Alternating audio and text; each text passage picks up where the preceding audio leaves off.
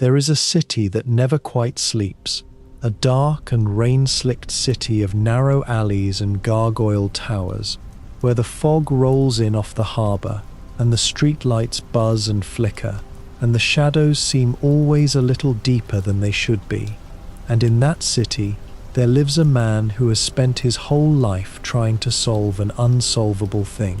They call him the world's greatest detective, and he has cracked 1,000 cases that would have defeated anyone else. And yet, if you look closely at his long and tangled history, at the decades of stories told and retold about him, you find that it is riddled through with questions that were never truly answered, mysteries that were opened and never closed, secrets that the shadows kept. Tonight, slowly and softly, and in no hurry at all, we are going to wander through 100 of those unsolved mysteries, the loose threads and the open questions and the puzzles that even the great detective could never quite lay to rest. And we are going to do it gently, because although his world is a dark one, it is also, in the end, only a story, only ink and light and make-believe, and there is nothing in any of it that can follow you here, into the warm and ordinary quiet of your own room. So settle in now, and make yourself comfortable, and pull the blankets up. And if this kind of slow, quiet wander through the shadows of Gotham is the sort of thing that helps you drift off, you might leave a gentle like before you fall asleep, and perhaps tell me down in the comments where in the world you are listening from tonight, and then just let all of it go, and let me tell you, softly and slowly, about 100 questions that were never answered. Before we begin, it is worth understanding something gentle and strange about the very nature of these mysteries, something that makes them different from the puzzles in an ordinary detective story, and it is this, that Batman has existed now for more than 80 years, told and retold by hundreds of different writers and artists across thousands of comics and films and cartoons and games, and none of these tellings entirely agree with one another. The same event, the murder of his parents, the origin of his greatest enemy, the truth about his own family, has been told a dozen different ways, each version contradicting the last, so that many of the deepest questions about him have not one answer but many, and no single one of them is ever quite the final word. And so a great many of these mysteries are unsolved, not because no one has ever offered an answer, but because too many answers have been offered, each true in its own telling, and none true in all of them, and the real shape of the thing remains forever just out of reach, shifting in the fog. Let us begin where everything begins, in the story of Batman, with the murder that made him, for even this, the founding tragedy, the thing every version agrees must have happened, is wrapped in questions that were never fully answered. A boy of 8, walking home from the cinema with his mother and father down a narrow alley on a cold night, and a man stepping out of the shadows with a gun and 2 shots, and the boy left kneeling between his dead parents on the wet pavement, and his whole life bent forever around that single terrible moment. That much is always the same, but almost everything around it, the who and the why and the what came after, has been left, across the long years, strangely and deliberately unresolved. The first and oldest of these questions is the simplest and the most haunting. Who was the man in the alley, and was it truly random? For many years the killer had a name, Joe Chill, a small-time mugger who wanted the pearls around Martha Wayne's throat and the wallet in Thomas Wayne's coat. And in this telling, the murder was pure senseless chance, a random act of violence that happened to fall on that particular family on that particular night, which is in some ways the most frightening answer of all, that there was no reason, no plan, no meaning, only a desperate man and a gun, and the worst kind of luck. But other tellings could not accept that emptiness, and went looking for a design behind it. And so in some versions the murder was not random at all, but ordered, a hit arranged by a crime boss who wanted Thomas Wayne dealt with, and Joe Chill was not a chance mugger, but a hired gun sent to do a job dressed up to look like a robbery. In these darker tellings there is a mastermind behind the killing, a shadowy figure named Lou Moxon in some old stories, or a mob boss in others, someone who had a reason to want the Waynes dead, and the great tragedy becomes not a random horror, but a targeted murder, a conspiracy that the young Bruce would spend his life trying to unravel. And the mystery of which it truly was, blind chance or hidden design, has never been settled, because it depends entirely on which story you are reading. There is a further, crueler question folded inside this one, which is whether Bruce ever actually got justice, whether the man who killed his parents was ever truly caught and made to answer for it. In some tellings, Joe Chill is caught and confesses. In others, he is killed before Batman can bring him in, dying at the hands of the very criminals he worked for, robbing Bruce of the confrontation he had waited his whole life for. And in still others, the killer simply vanishes into the city and is never found at all, the case left open forever, the wound never closed. The man built his entire existence around answering the crime that made him, and yet in many versions of his story that first and most important case is the one he never truly solves. And then there is the strangest answer of all, the one from a famous film in which the man in the alley was not Joe Chill or a hired gun, but a young thug who would grow up to become Batman's greatest enemy, the Joker himself, so that in that single telling the two of them, the hero and the madman, are bound together from the very beginning, each having made the other, the boy in the alley created by the man who would become the clown, and the clown, years later, dropped into a vat of chemicals by the boy grown into the bat. It is a beautiful and terrible idea that they created each other, and it is one answer to the mystery of the murder, but it is only one, and most other tellings reject it entirely, and so even this haunting solution dissolves back into uncertainty, true in one story and false in all the others. Even the smallest details of that night carry their quiet mysteries, like the string of pearls that broke and scattered across the pavement as Martha Wayne fell, those pearls that appear in the murder scene again and again across the decades, spilling in slow motion into the gutter. What became of them, whether Bruce kept them, whether they were ever recovered, whether they still sit somewhere in the great empty manor as a relic of the worst night of his life, is a small thing, but it is the kind of small thing the stories love to linger on and never quite explain. A broken necklace scattered in the dark, its pearls rolling away into the shadows and never fully gathered up again. Behind the murder lies an even deeper and stranger set of questions, which concern the parents themselves.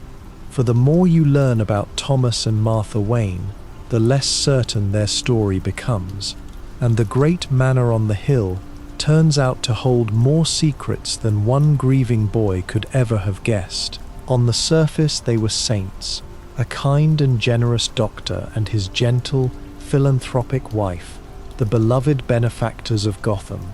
and in most tellings that is exactly what they were, good people cut down by a bad city. But some of the darker and more recent stories have suggested that the truth of the Wayne family was more complicated, more shadowed than the sunny memory the boy kept of them. One of the most unsettling of these questions is whether Thomas Wayne was quite the spotless figure his son remembered, for certain stories have hinted at affairs, at secret dealings, at connections to Gotham's darker corners that the young Bruce never knew about. There is a persistent thread in which Thomas, before his marriage, was entangled with a woman who would go on to be connected to Gotham's criminal underworld, and even a suggestion, in some versions, that this old connection reached forward across the years and touched the very murder that took his life. Whether Thomas Wayne carried secrets to his grave, whether the man his son idolized was as pure as that idealized memory, is a question the stories keep raising and never quite resolving, leaving a small permanent shadow across the golden image of the murdered father. Far stranger and far more haunting is the recurring mystery of whether Bruce Wayne had a brother, a secret elder sibling hidden away from the world. In certain old and strange stories, there was a Thomas Wayne Jr., an older son of the Waynes, a troubled child said to have been institutionalized, kept secret, written out of the family's public life, a brother Bruce may never have known he had. This idea has surfaced and vanished and surfaced again across the decades, sometimes treated as real, sometimes erased entirely, so that the question of whether there is another Wayne son out there in the dark, an abandoned brother, is one of those mysteries that never stays buried, rising again in each new generation of stories to trouble the family's history. This shadowed brother reached his most disturbing form in one modern telling, when a man calling himself Lincoln March appeared, a charming and powerful figure who claimed, to Bruce's face, that he was in fact that lost brother, Thomas Wayne Jr., a child born damaged, hidden away, abandoned by the family after the parents' deaths, left to grow up alone and full of hatred while Bruce inherited everything. Batman refused to believe him, insisted it could not be true, that he would have known, that his parents would never have done such a thing, and the story, with great deliberateness, never confirmed whether the man was telling the truth or was simply a brilliant liar who had woven a lie precisely designed to break the detective's heart. To this day it is left genuinely open, and Batman himself does not know for certain whether the man who tried to kill him was his own brother.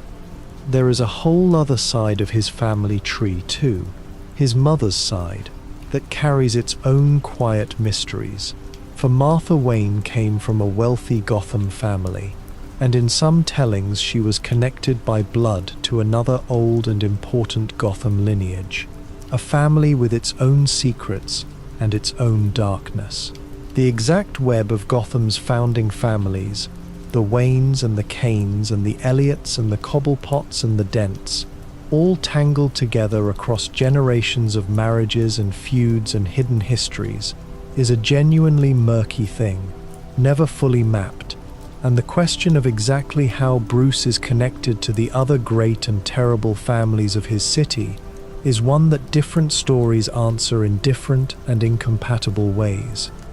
And presiding over all of these family secrets is the deepest and most disturbing question of all,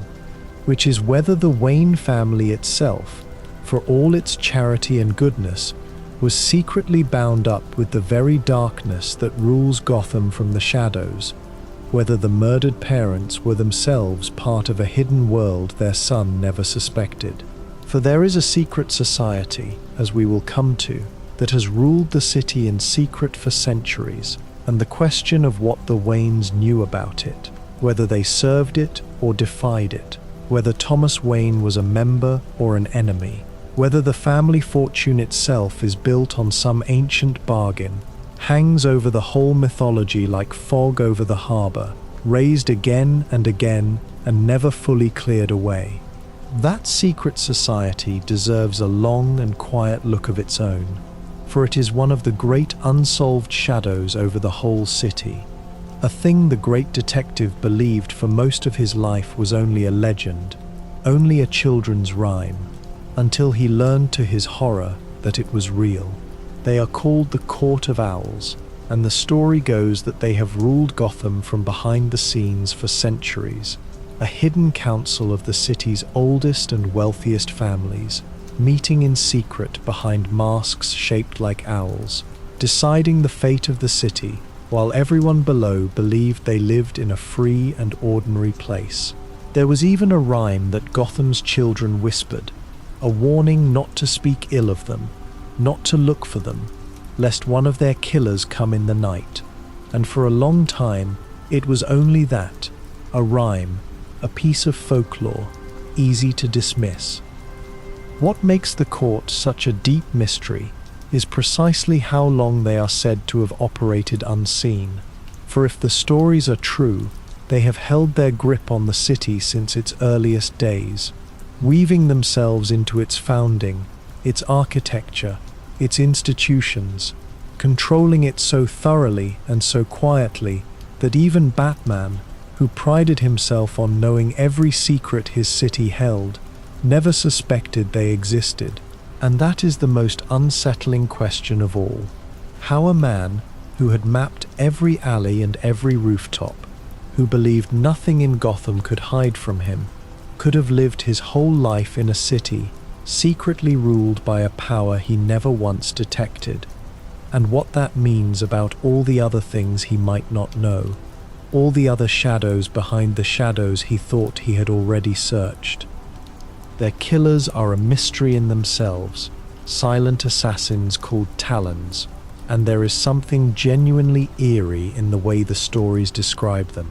for they are said to be not quite living and not quite dead, men killed and then somehow revived, brought back cold and tireless and obedient, kept in a kind of frozen half-life until the court has need of them, then thawed and sent out to kill. The exact nature of what a Talon is, how the process works, how many of them lie waiting in hidden vaults beneath the city, how many generations of them have served, is never fully explained, only hinted at. A whole army of the almost dead sleeping somewhere under Gotham's streets, waiting to be called. And here the court reaches back and touches the family we have already been wondering about. For the stories suggest that the Wayne family and the court have been entangled for generations, that some Waynes may have been members and others enemies, that an ancestor of Bruce's, a man who helped build the modern city, died terrified and raving about owls he was sure were hiding in the walls of the very buildings he had raised. Whether that ancestor was mad, or whether he had discovered the truth and been driven to terror by it, is left unanswered. One more question folded into the family's long and shadowed history: the possibility that the rot Bruce fights in his city runs right through his own bloodline. There is an even more personal mystery buried here,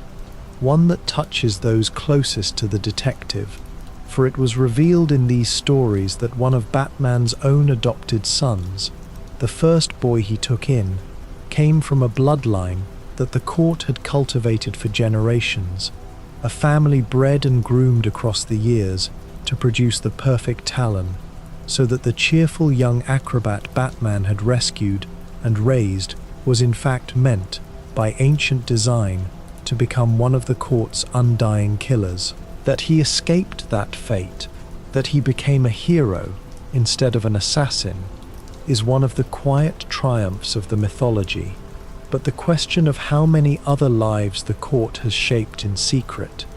how many people in Gotham are living out destinies that were chosen for them long ago by masked figures in a hidden room,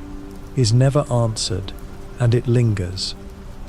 Even after Batman found them and fought them and seemed to break their power, the deepest questions about the court were never truly closed. For a secret society that has hidden itself for centuries does not simply vanish because one man has finally seen it. And the stories are careful to leave the sense that they are still there, still watching, merely withdrawn a little deeper into the dark. Whether they were ever really defeated, whether they are regrouping even now, how far their influence still reaches into the city's every institution, whether the great detective only ever glimpsed the smallest edge of something far larger, is left hanging, and it is a genuinely unsettling thought to hold, that beneath a city we thought we understood there might be another, older power that we only barely saw before it slipped away again into the shadows. And now we come to the greatest unsolved mystery of them all, the deepest and most deliberate of all the questions in Batman's world, the one that sits at the very center of everything, and that is the mystery of the Joker, the laughing man, the clown prince of crime, about whom, after more than 80 years, we still know almost nothing for certain. For here is the astonishing thing: the Joker has no confirmed name. Across all those decades of stories, the man behind the white face and the green hair and the red grin has never been given a true and settled identity, no real name that all the stories agree on, no birth certificate, no history the world can point to and say, this is who he was before. He is a blank at the heart of the mythology, a question mark in a purple suit. The Joker himself, in one of the most famous of all his stories, gave voice to this mystery in a way that has haunted the character ever since, when he mused that if he had to have a past, he would prefer it to be multiple choice, admitting that even he was no longer sure which version of his origin was the true one. It was a brilliant and chilling idea, that the man does not remember, or chooses not to, that his own beginnings have become as unstable and unreliable as everything else about him, so that the mystery of his origin is not merely unsolved by us, but unsolved by him, a past that shifts and rewrites itself even in the mind of the man who lived it. There is one origin that recurs more than any other, the story of a failed man who fell, that on one terrible day, an ordinary, struggling person, a laboratory worker, or a small-time comedian trying to provide for his pregnant wife, was pressured into helping some criminals with a robbery, made to wear a red hood as a disguise, and that when the robbery went wrong and Batman appeared, the desperate man fell or was knocked into a vat of chemicals that bleached his skin white and turned his hair green and his lips red, and drove him, in that moment of loss and horror, permanently and irreversibly insane. But even this, the closest thing to a standard origin, is never quite confirmed, is told by the Joker himself, who admits he may be lying, and rests on a day so full of coincidence and cruelty that it feels less like history than like a nightmare the character tells about himself. The mystery deepened enormously in one modern story when Batman gained access to a device said to be able to answer any question in the universe, and he secretly asked it, over many months, the one question that had gnawed at him for years, the Joker's true name. And the story tells us that he received an answer, that the machine told him who the Joker really was, and that whatever it said left the great detective shaken to his core, unwilling to speak it aloud, changed by the knowing. But here is the exquisite cruelty of it. The story never tells us what the answer was. We are told only that Batman learned the truth, and that the truth was somehow devastating, and then the door is closed, and we are left outside it, knowing only that there is an answer, and that we are not to be given it. That same thread led to perhaps the strangest revelation of all, the suggestion that there was never only one Joker at all, but three different men who had worn the face across the decades, a criminal conspiracy, or a supernatural strangeness that would explain the way the character seemed to change so completely from story to story, cruel and murderous in one age, almost playful in another. But even this answer refused to fully answer, for when the three were finally brought together, and the question of their true origin seemed about to be resolved at last, the story once again pulled back at the final moment, offering a name, and then immediately casting doubt on it, so that the mystery of who the Joker is, and how many of him there have been survived, even its own supposed solution, as slippery and unresolved as ever. There are further questions about the Joker that have never been settled and perhaps never can be. There is the question of whether he knows Batman's true identity, for in some stories he seems to know exactly who is under the cowl and simply does not care, considering the man beneath the mask irrelevant to their dance, while in others he pointedly refuses to learn it, or has learned it and forgotten, or knows and is saving the knowledge for some final joke. Whether the Joker could unmask Batman any time he wished and simply chooses not to, out of some twisted respect for the game they play together, is a genuine and recurring puzzle that different stories answer in opposite ways. There is the question of whether he is even entirely human or something stranger, for the Joker has survived falls and explosions and injuries that would kill any ordinary man, has come back from apparent death again and again, has seemed at times almost aware that he is a character in a story, and certain darker tellings have hinted that he is something more than a man, a kind of force, an idea, an agent of chaos that Gotham itself keeps producing, that cannot truly be killed because he is not truly alive in the ordinary way. Whether the Joker is a sick man who could be cured, or a monster who must be stopped, or something closer to a curse the city cannot lift, is never resolved, and it may be the most important unanswered question about him of all. And beneath all of these lies the quietest and saddest mystery, the one the great stories keep circling, which is the true nature of the bond between the two of them, the Bat and the Clown, the question of why neither can ever quite finish the other. Batman does not kill, and so the Joker lives, and kills again, and Batman catches him again, and the wheel turns, and turns, and turns, and the stories seem to understand that something deeper than duty keeps them locked together, some terrible mutual need, each defining the other, each unable to exist without the other, so that the real mystery is not the Joker's name or his origin at all, but the strange and awful love and hatred that binds these two broken men across all the long years, a bond neither of them fully understands, and neither of them can break. If the Joker is the mystery of chaos,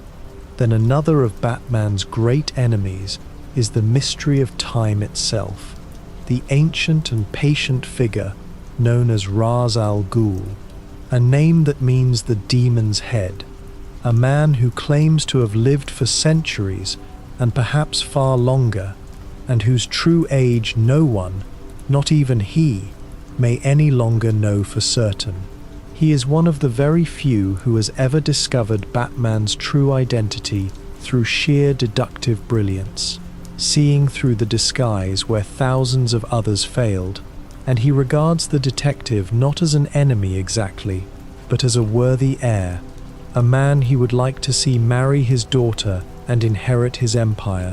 which makes their long conflict one of the strangest and most intimate in all the mythology. The source of his impossible long life is one of the most tantalizing mysteries in Batman's world, the thing called a Lazarus pit,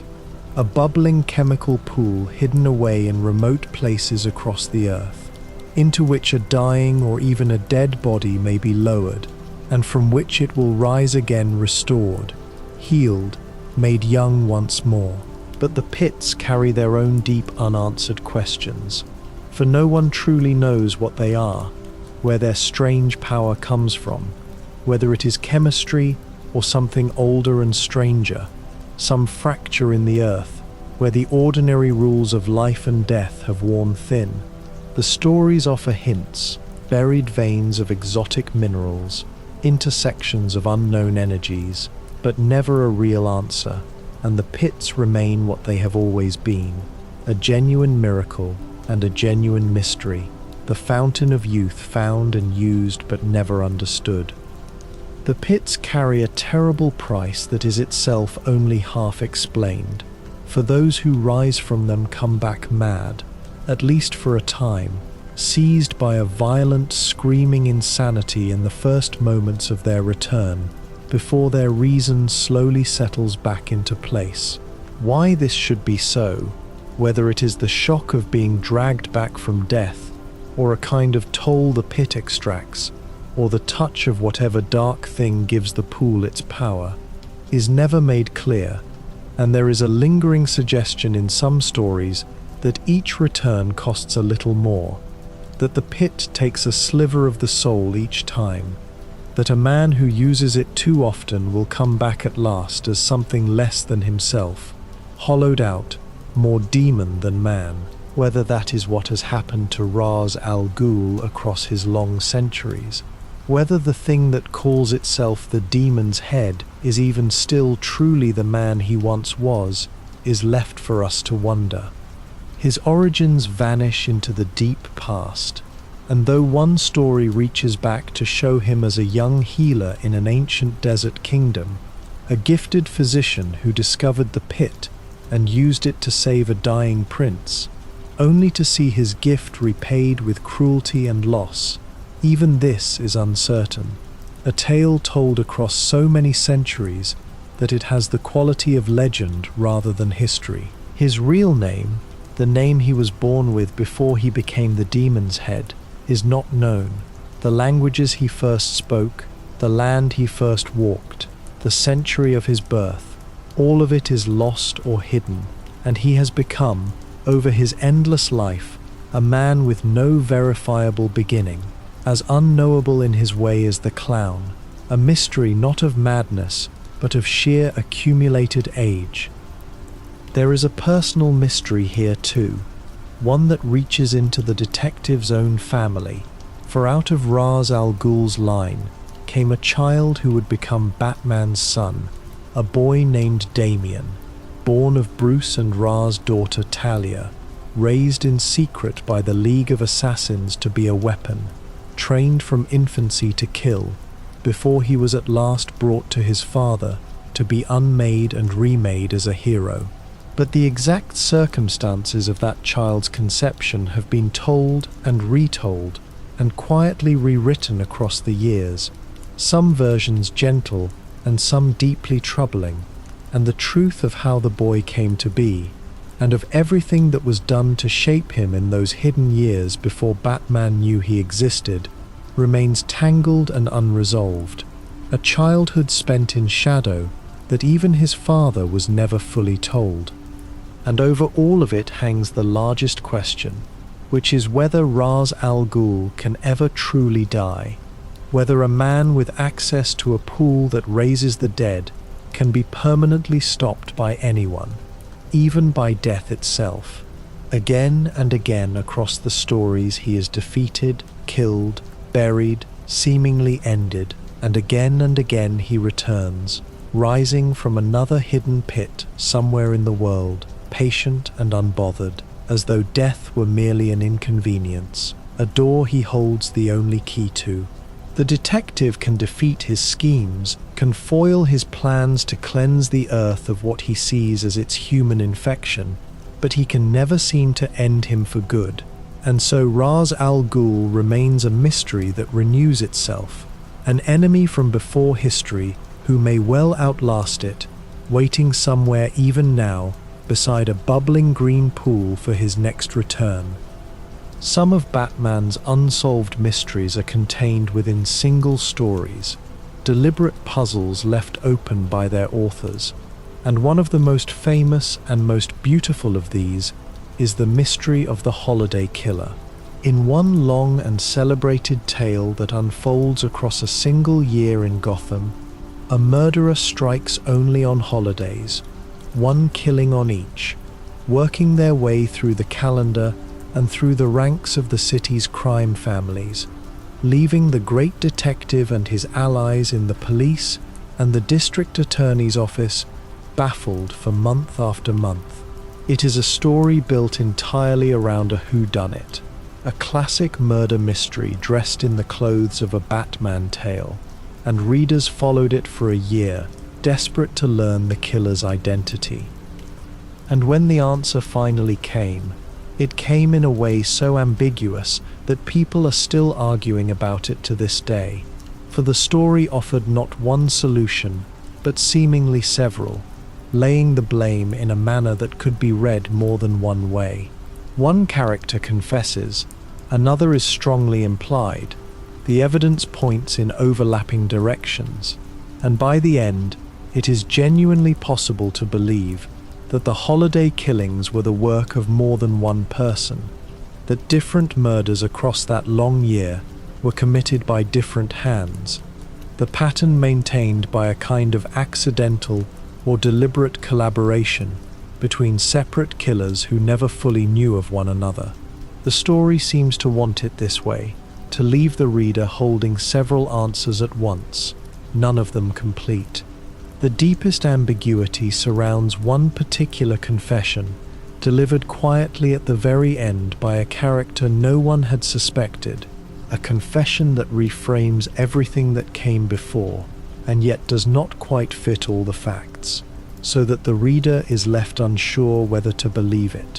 whether this person truly did all of it, or only some of it, or is protecting someone else, or is simply broken by the year's events into claiming a guilt that is not entirely theirs. It is a masterstroke of unresolved storytelling, a mystery that gives you its solution and leaves you less certain than before, and the identity of the holiday killer, despite that final confession, remains one of the great genuinely debated questions among those who love these stories. A case the great detective technically closed, and yet that has never truly felt closed at all. That same shadowed corner of Gotham holds the origin of one of Batman's most tragic enemies, the man who was once the city's crusading district attorney, its shining white knight, before half his face was scarred by acid and half his mind broke along with it, splitting him into the coin-flipping killer, obsessed with the number 2 and the terrible fairness of chance. And there is a quiet mystery in him too, in that scarred silver dollar he carries and consults before every act, one face of the coin clean and one face scratched and ruined. For the stories can never quite decide whether the coin truly decides anything, whether the broken man is genuinely surrendering his choices to blind chance, or whether some buried part of him is guiding the flip, choosing what he pretends to leave to fate. Whether there is still a good man in there somewhere, steering the coin toward mercy when he can, or whether the good man died on the day his face burned, is a question the character carries unresolved through all his long and sorrowful history. The rest of Batman's great gallery of enemies carries its own quiet crowd of unanswered questions, small mysteries tucked inside each of them like a stone in a shoe.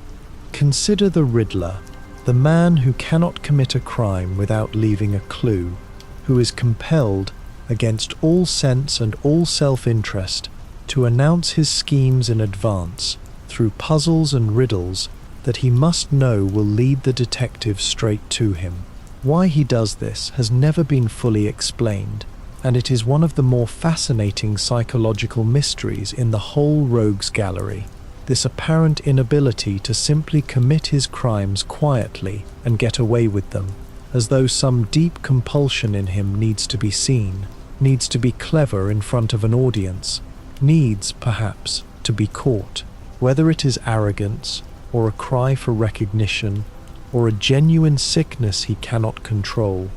the stories circle without ever landing. There is the mystery of the man called Hush, who wrapped his whole face in bandages and moved through Gotham like a ghost,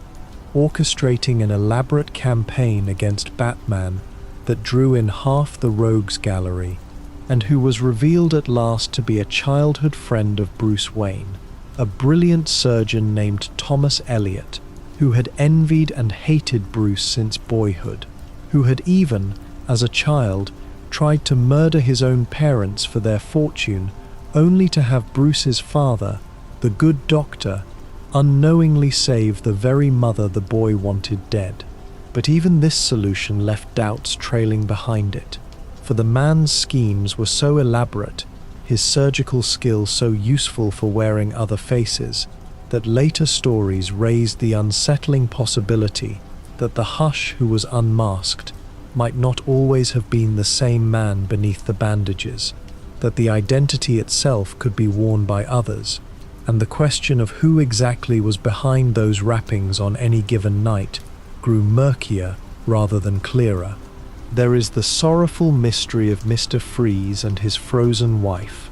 the scientist who turned to ice and crime in his endless, desperate effort to cure the dying woman he loves, keeping her frozen in suspended animation while he searches for a way to save her. And the great unresolved ache of his story is that a cure never truly comes, that across all the decades of his tale, his wife remains frozen, neither dead nor living, forever on the edge of being saved and never quite saved, so that his whole existence is a single unfinished sentence, a question that the stories deliberately refuse to answer, because to answer it, to either cure her or let her die, would end the tragedy that defines him. He is a man trapped forever in the moment before either grief or joy, and we are trapped there with him. There is the mystery of the Scarecrow's fear toxin, and what it truly shows its victims. For when the master of fear doses his enemies with the chemical that brings their deepest terrors to life, we are sometimes shown things that seem to reach past ordinary nightmare into something like prophecy or hidden truth, glimpses of the future or of buried secrets that the victims could not consciously know.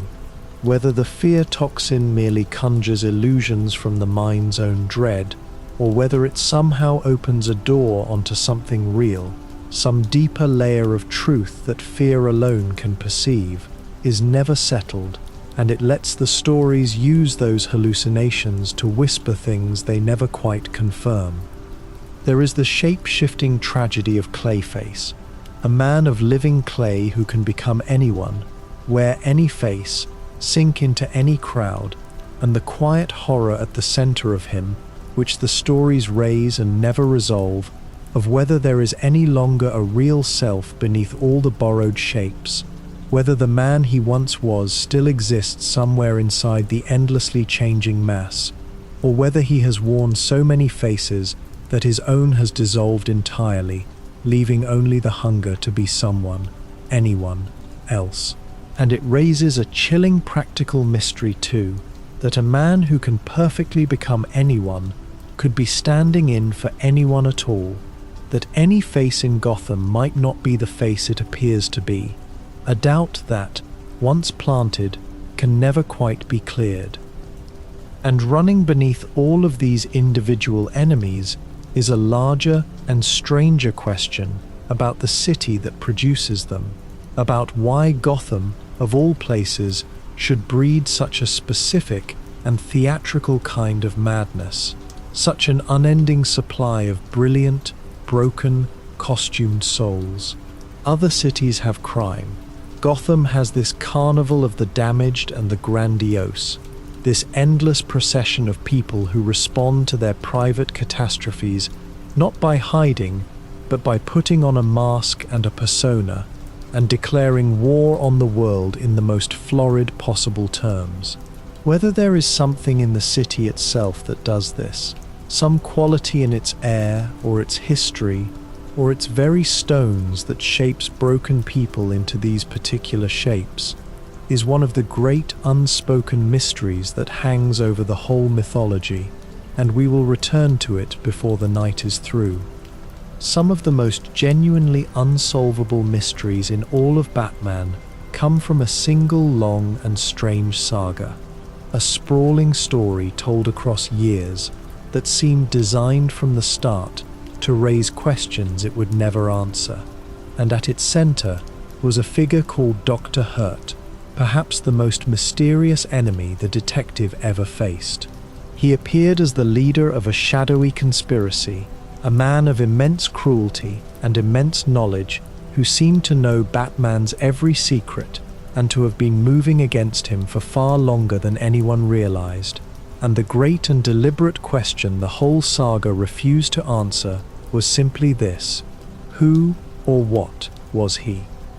For Dr. Hurt made a claim so disturbing that it strikes at the very heart of everything. The claim that he was Thomas Wayne, Batman's own father, somehow alive, somehow present, the beloved murdered doctor revealed as a monster who had never really been good at all. In some moments, the story seems to support this, showing a Thomas Wayne entangled in dark rituals. In others, it flatly denies it, suggesting the man is an imposter, a distant ancestor, a con artist wearing the father's face to break the son's heart. And in its strangest moments, the story hints at something far larger,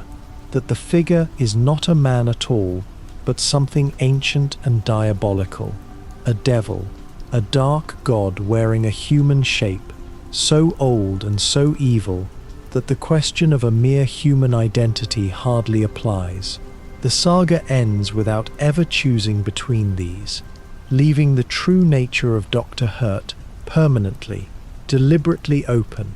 one of the most audacious, unresolved mysteries the character has ever contained. That same saga gave us another of Batman's deepest puzzles, a strange phrase and a stranger identity, the thing called the Batman of Zur-En-Arrh. Long ago, in an odd and half-forgotten old story, Batman had been transported to a distant planet called Zur-En-Arrh and met an alien version of himself, a piece of pure science fiction whimsy that most people assumed had simply been quietly dropped from the character's history as too silly to keep.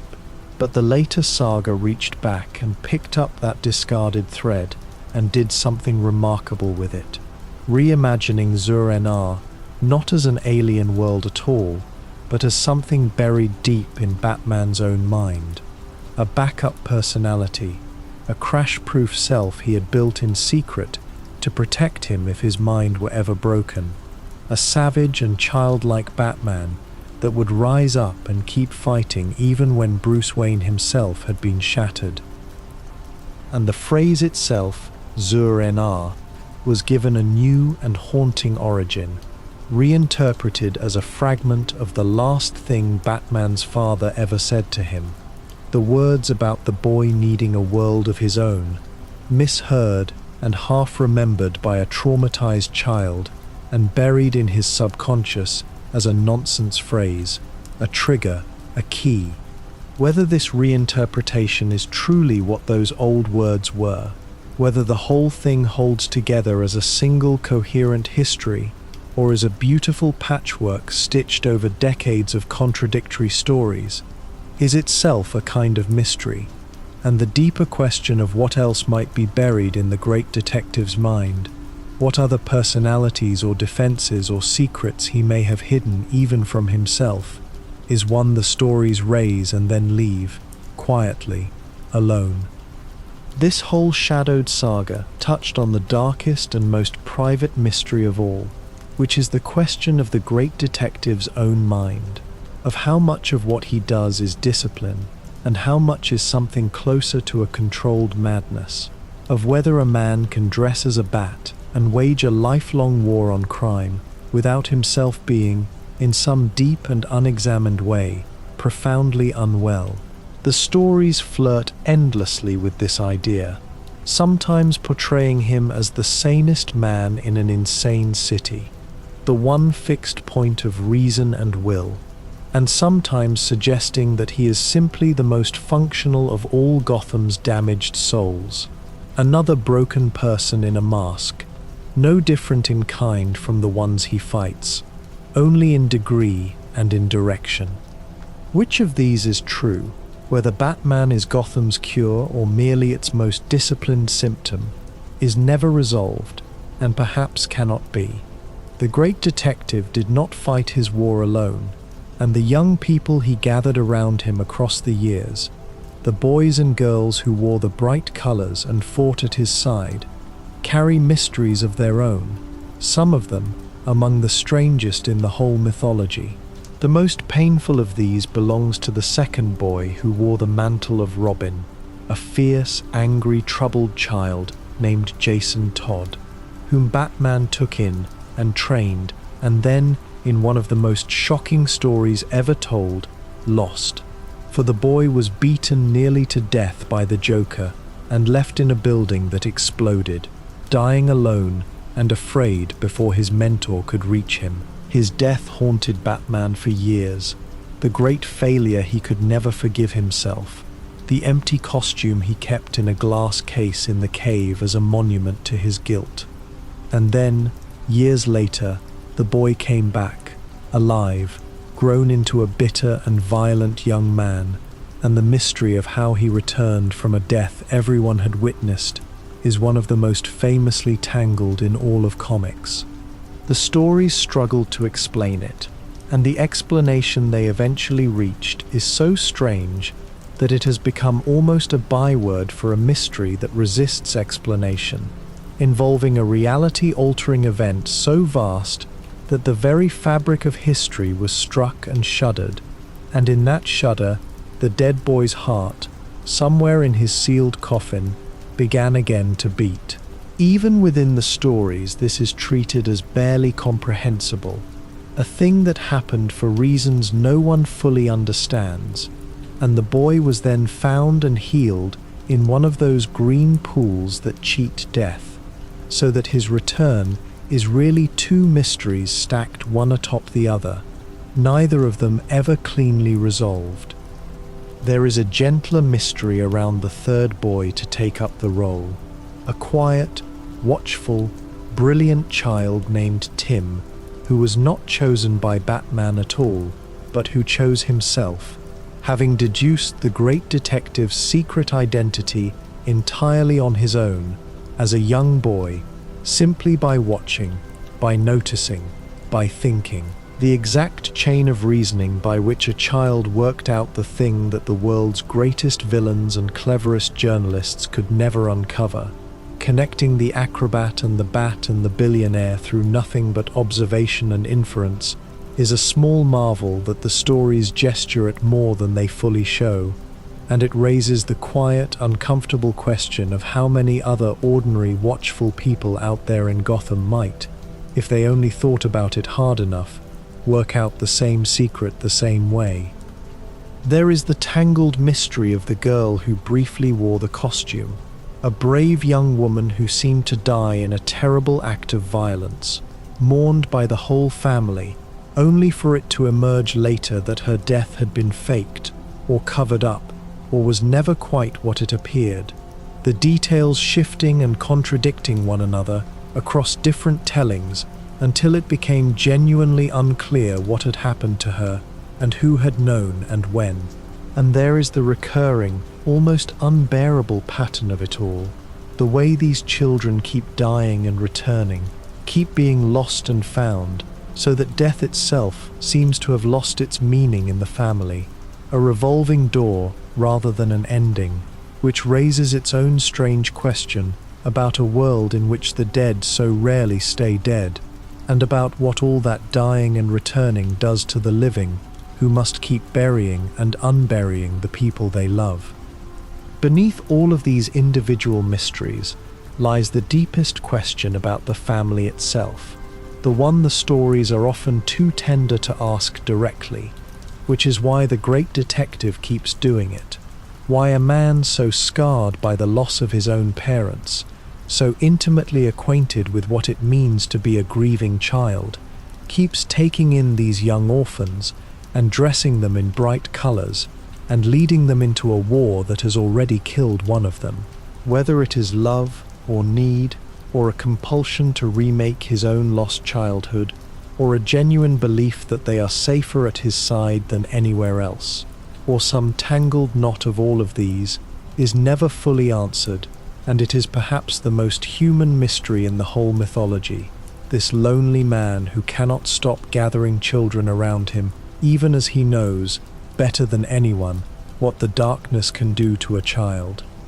The great detective himself, for all that we seem to know him, is wrapped in his own quiet mysteries, questions about his methods and his mind, and the strange objects he keeps, that the stories raise and leave hanging in the dark of his cave. The first and most argued of these is his single unbreakable rule, the vow that he will not kill, no matter the provocation, no matter how many lives a single killing might save,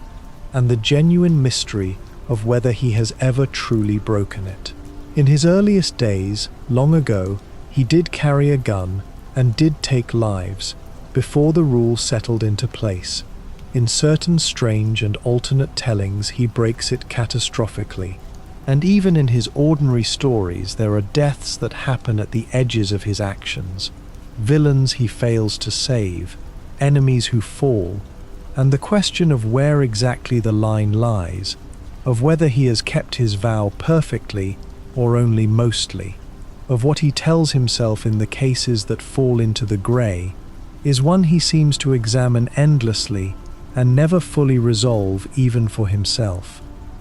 There is the mystery of his uncanny preparedness, the way he always seems to have exactly the right tool, the precise countermeasure, the specific plan for the specific threat, as though he had foreseen it, and the unsettling truth the stories eventually revealed that he had. For it emerged that the great detective, in his relentless caution, had secretly studied every one of his closest allies, the most powerful beings on the earth, and devised a way to defeat and neutralize each of them should they ever turn against him, keeping these terrible contingency plans hidden away like a man keeping poisons labeled with his friends' names. What else he has planned for, what other secret protocols and hidden weapons and buried failsafes he has prepared against futures he has imagined, how deep that paranoid foresight truly runs, is never fully catalogued, and the sense that he has always thought of everything, has a plan folded inside a plan inside a plan, is itself a kind of unnerving mystery. There is the strange museum of his cave, filled with enormous trophies whose stories are only half told, the giant penny standing on its edge, the towering mechanical dinosaur, the oversized playing card, each of them a souvenir from some early adventure, and yet the full tale behind each one is rarely given, so that the cave becomes a gallery of half-remembered cases, mementos of victories and defeats whose details have faded, a physical record of a life so long and so crowded with strange events that even the man who lived it seems to have let some of them slip into the dark. To walk through that cave is to be surrounded by the evidence of 100 untold stories, 100 adventures we glimpse only in the shape of the objects left behind.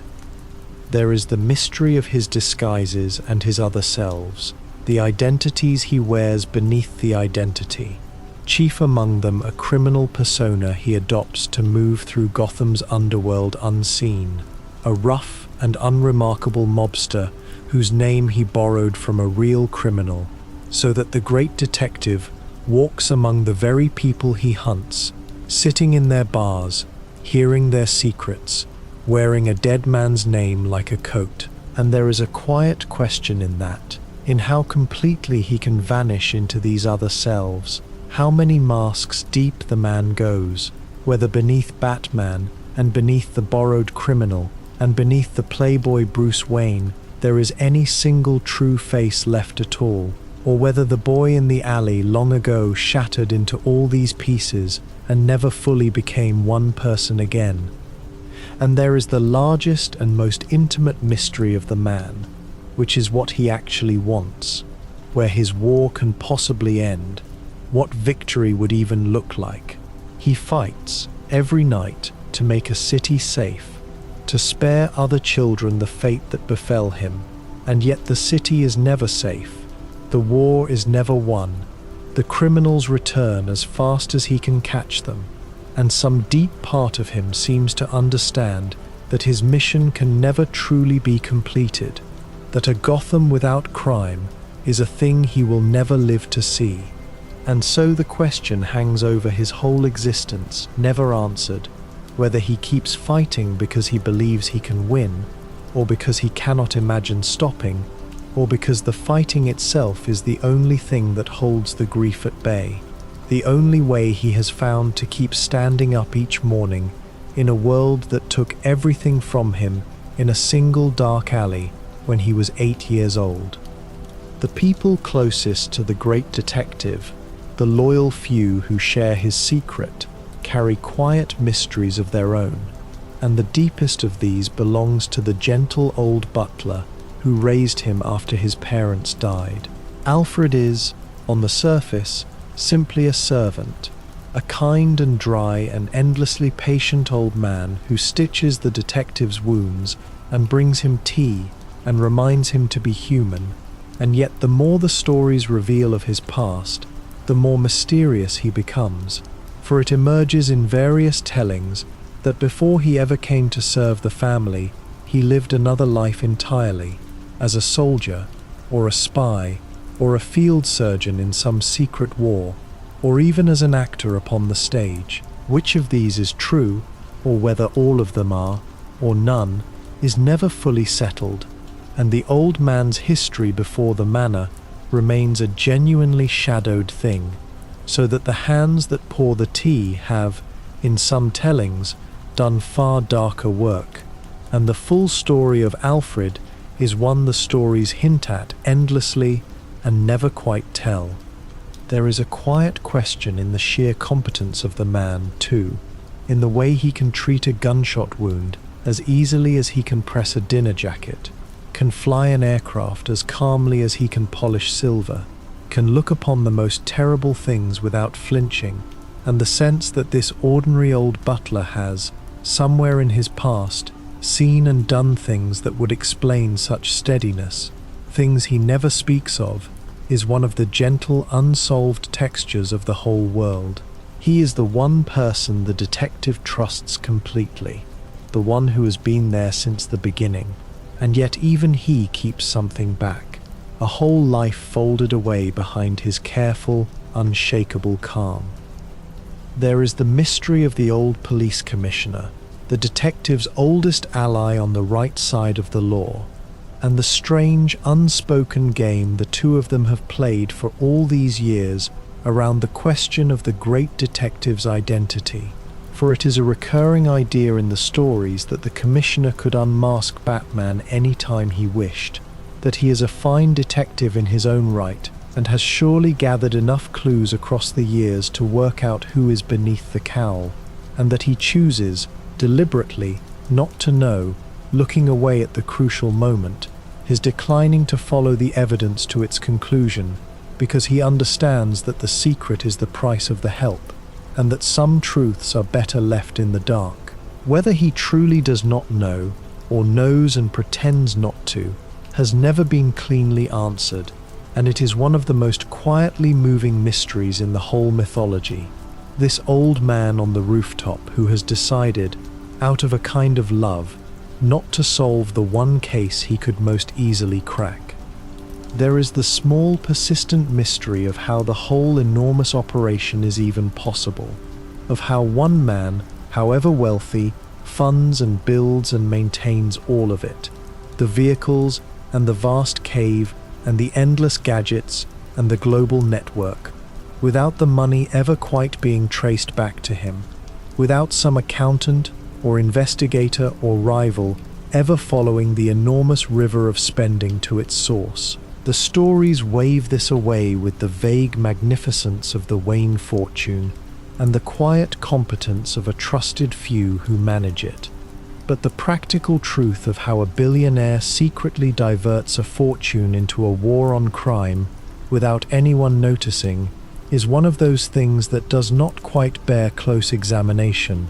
a mystery of logistics that the stories prefer we do not look at too hard, and mostly, gently, we agree not to.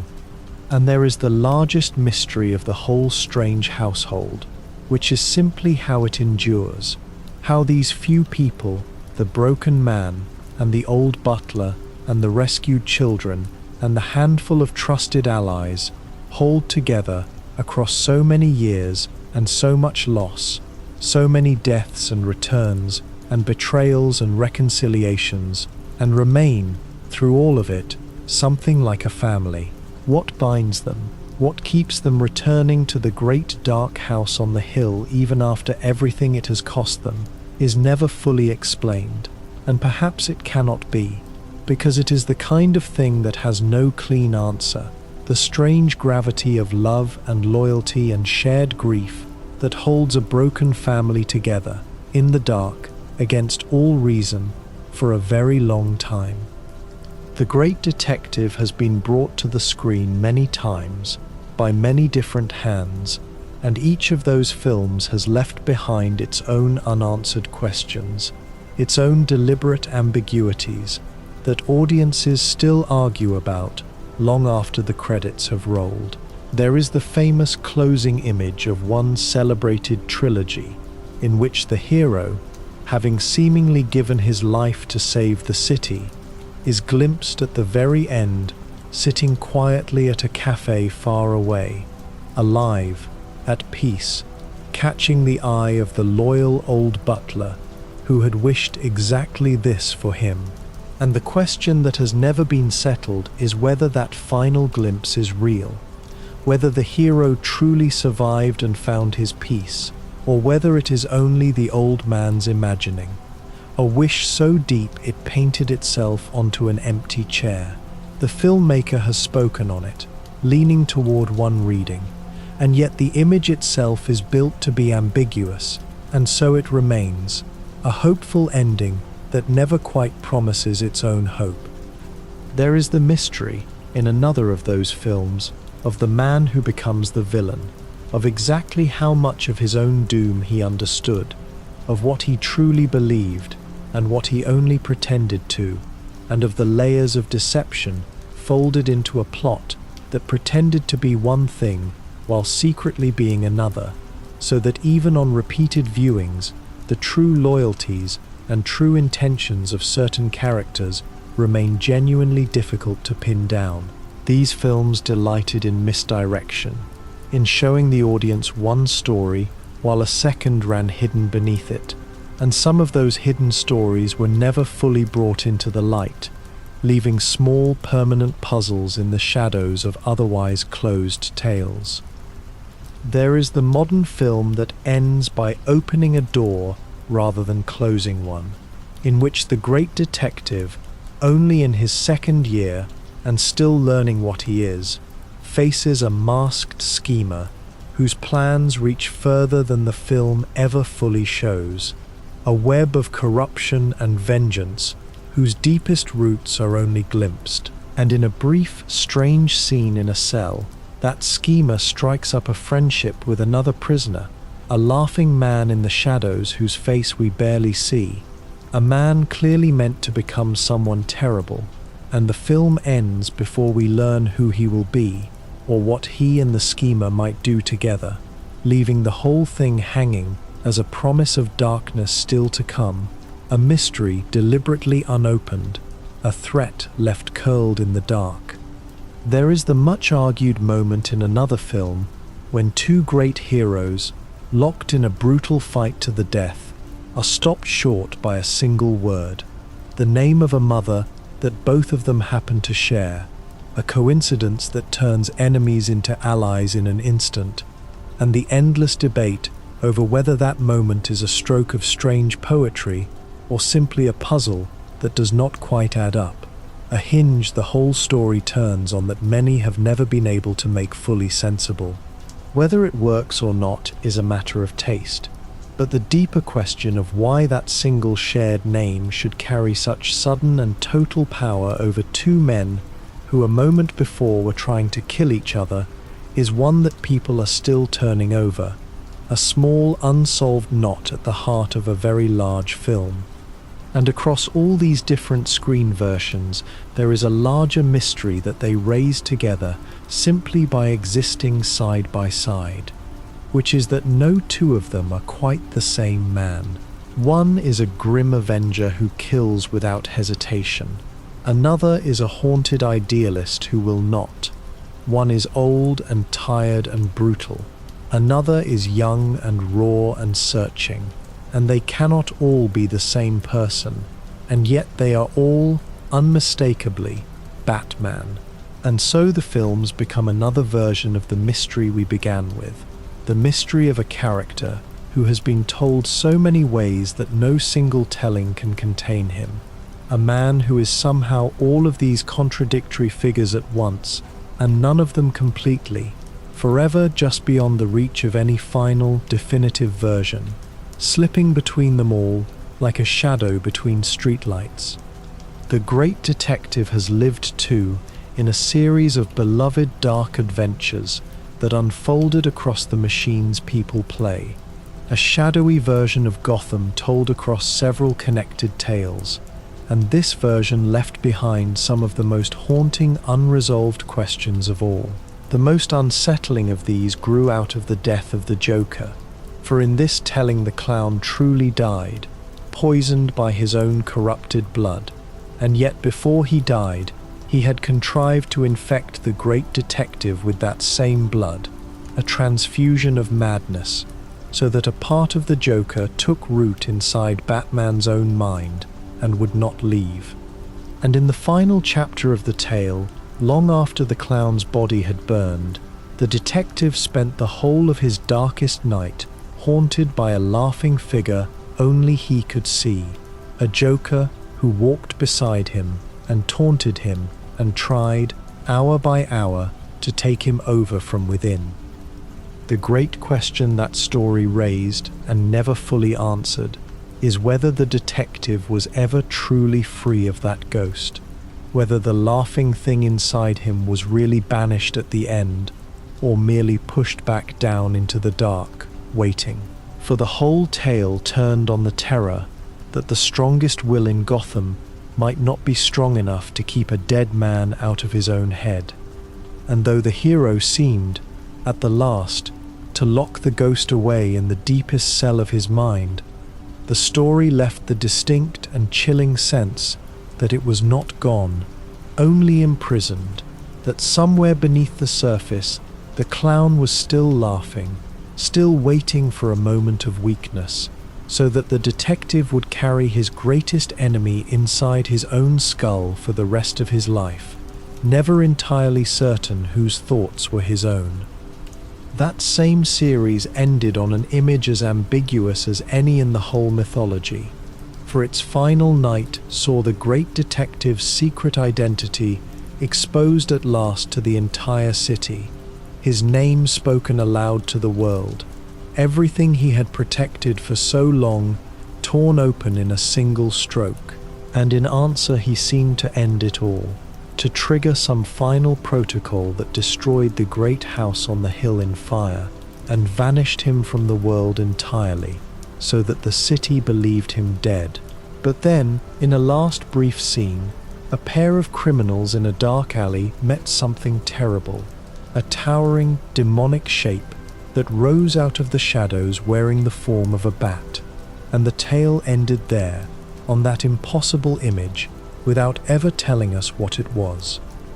Whether that final shape was the detective himself, somehow returned, reborn as something even more frightening than before, choosing to become a living nightmare now that his human identity was gone, or whether it was something else entirely, a trick of fear and chemistry, a legend taking on a life of its own, or even the lingering work of the master of fear whose toxin had soaked that whole long night, is never resolved. The story simply ends, leaving the great detective's ultimate fate suspended forever between death and a darker kind of return, one of the most deliberately unanswered endings the character has ever been given, a door left standing open onto the dark. These interactive tellings were full of smaller mysteries too, secret rooms hidden away for the most patient to find, one of them famously concealed so well that it revealed a plot twist for a story not yet made, a locked chamber behind a wall that players took a very long time to discover, its contents hinting at things to come. And there is something fitting in that, in a version of Batman built to be explored, searched, pulled apart room by people looking for its secrets, for it makes the audience into detectives themselves, hunting through the dark for hidden things, and it leaves behind the sense, so central to the whole character, that no matter how thoroughly you search, there is always one more locked door, one more secret waiting behind the walls, one more mystery not yet solved. There are mysteries that reach forward in time, into the far future of Gotham, to a story in which the great detective has grown old, too old and too broken to fight, and a new young man has taken up a sleeker, stranger version of the mantle,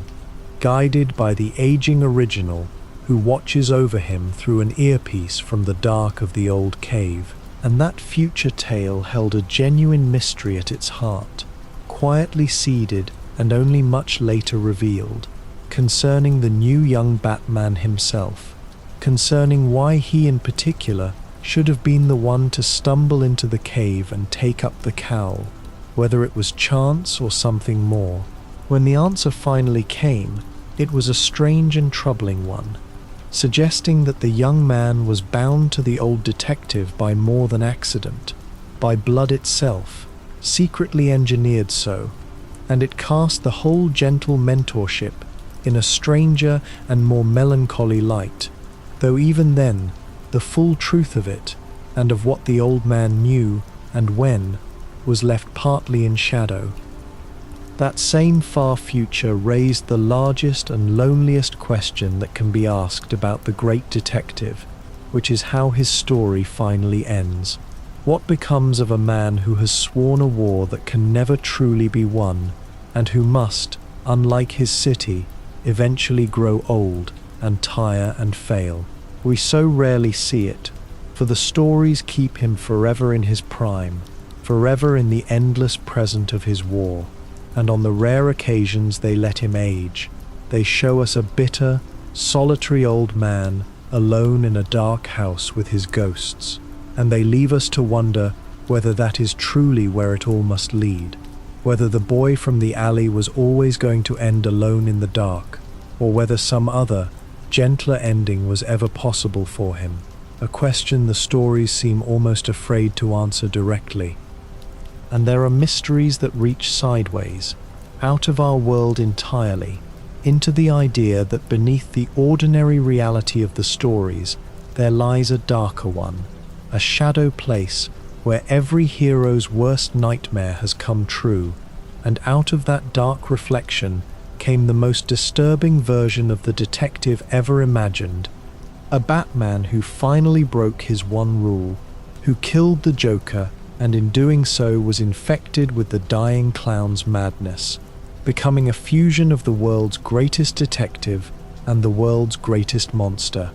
All of Batman's genius and preparation, wedded to all of the Joker's cruelty and chaos. This nightmare figure, a Batman who laughs, is terrifying precisely because he is the answer to a question the ordinary stories never dare to fully explore.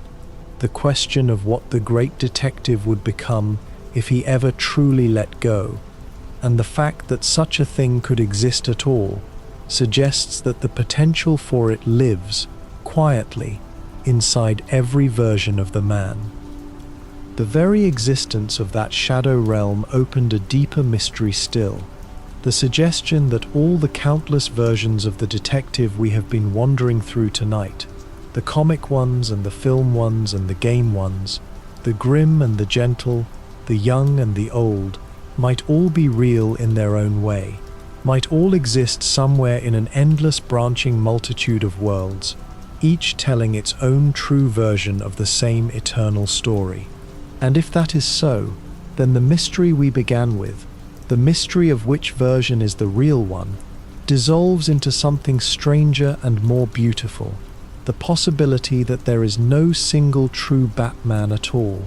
only an infinite family of them, each one real, each one the genuine article in his own world, all of them echoes of the same original wound, the same boy in the same alley, repeated across all the worlds that are or could ever be. We have wandered through the mysteries of the man and his enemies and his family, but there is one more character in all of this, whose mysteries may be the deepest of all, and that is the city itself, the dark and brooding place called Gotham, which some of the stories treat less as a setting than as a living thing with a will and a history and perhaps a curse of its own. For the question we brushed against earlier keeps returning. Why this city? Why should this one place produce such an endless harvest of madness and cruelty and grief, generation after generation, as though something in its very ground were poisoned? And some of the darker and stranger stories have dared to suggest an answer, though never a clear one, hinting that Gotham was built on cursed earth,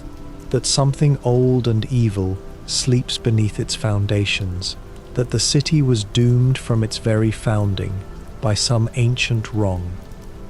There are tales that reach back into Gotham's earliest colonial history and find darkness there, stories of a settlement founded in blood and superstition, of witch trials and secret pacts, and a sleeping bat-shaped thing worshipped or feared by those who came before, a buried mythology suggesting that the symbol the great detective chose for himself, the bat, is far older than he knows, tied to the city itself in ways he never intended and never fully understood. Whether any of this is true, whether Gotham is genuinely cursed or merely unlucky, whether the bat the detective became is his own free invention, or the city calling an old shape-up out of a frightened boy,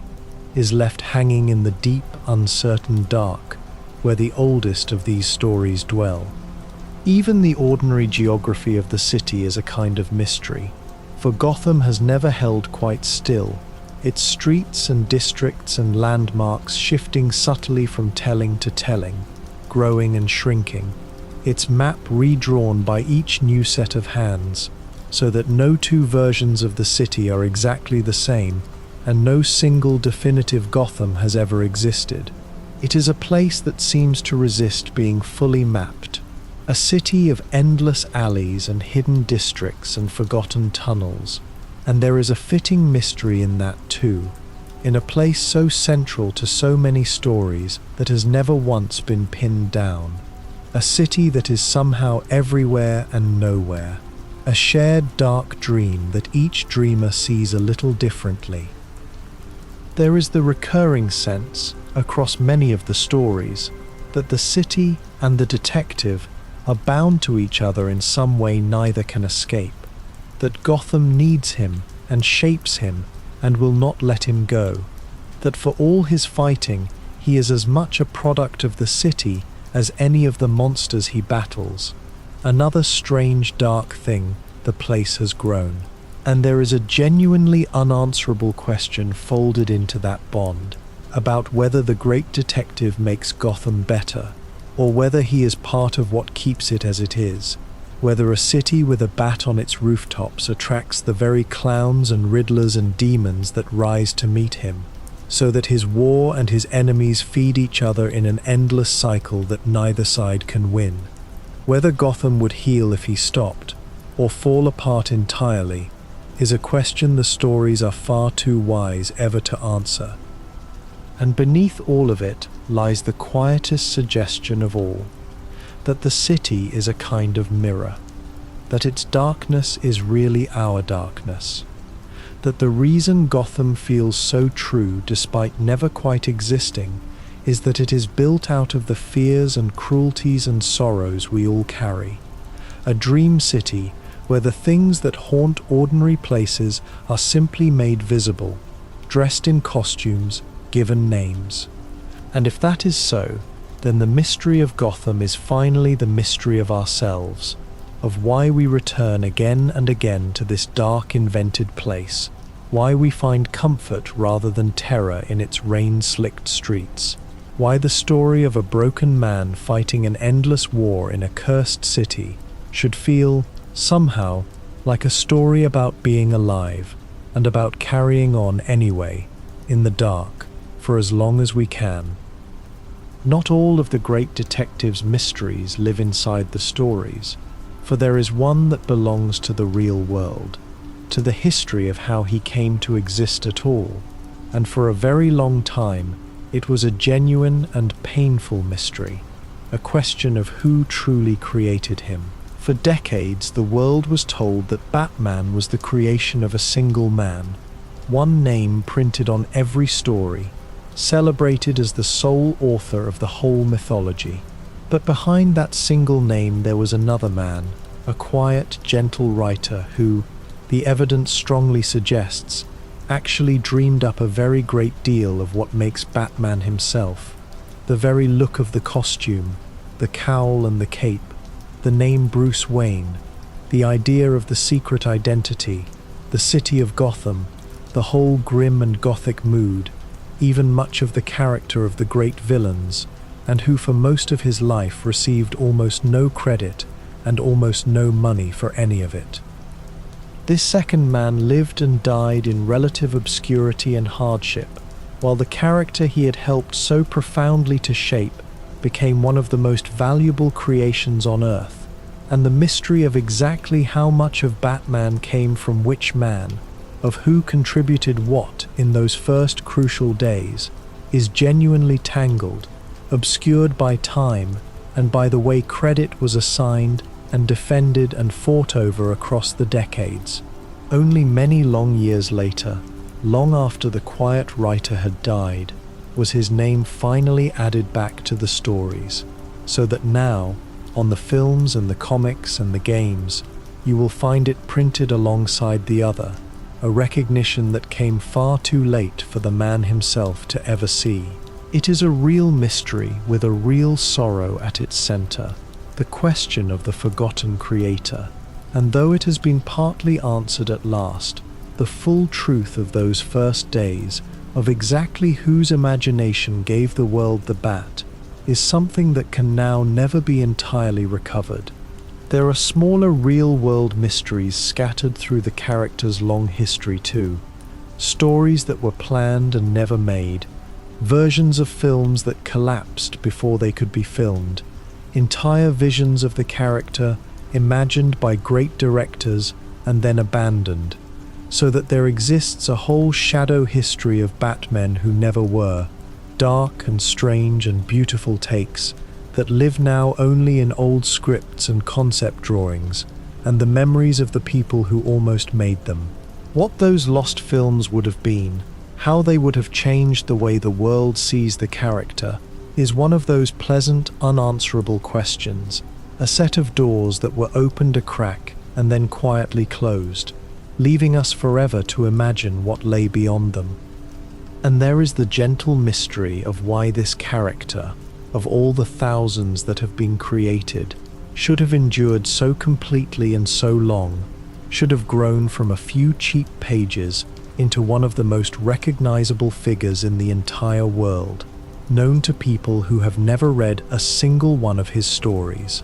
Many explanations have been offered: the timeless simplicity of his origin, the darkness that lets him hold so many meanings, the absence of powers that makes him feel almost possible, the endless flexibility that lets each age remake him in its own image. And yet none of these quite fully explains it. The sheer staying power of the man, the way he refuses to fade, and the deepest question of his appeal remains, like so much else about him, finally unsolved, a matter of something in him that speaks to something in us, in a language neither of us can quite translate. Among all the figures who move through the great detective's rain-dark world, there is one who is neither wholly enemy nor wholly ally. A woman in a cat's mask who slips across the rooftops as easily as he does, and the long, unresolved dance between the two of them is one of the most beautiful mysteries in the whole mythology. Catwoman is a thief, and the detective is sworn to stop thieves, and by every rule of his life, she should be simply another criminal to be caught. And yet across all the decades he has never quite caught her, or never quite wanted to, and she has never quite let him. and the two of them circle each other endlessly, half in conflict and half in love, unable to be together and unable to leave each other alone. The first mystery of her is the mystery of which side she is truly on, for she has been, at different times and often at the same time, a villain and a hero and something in between, a burglar who steals for herself and a protector who guards the weak of her own poor corner of the city, a woman whose morality genuinely cannot be pinned to either side of the line the detective has drawn through his world. Whether she is good or bad,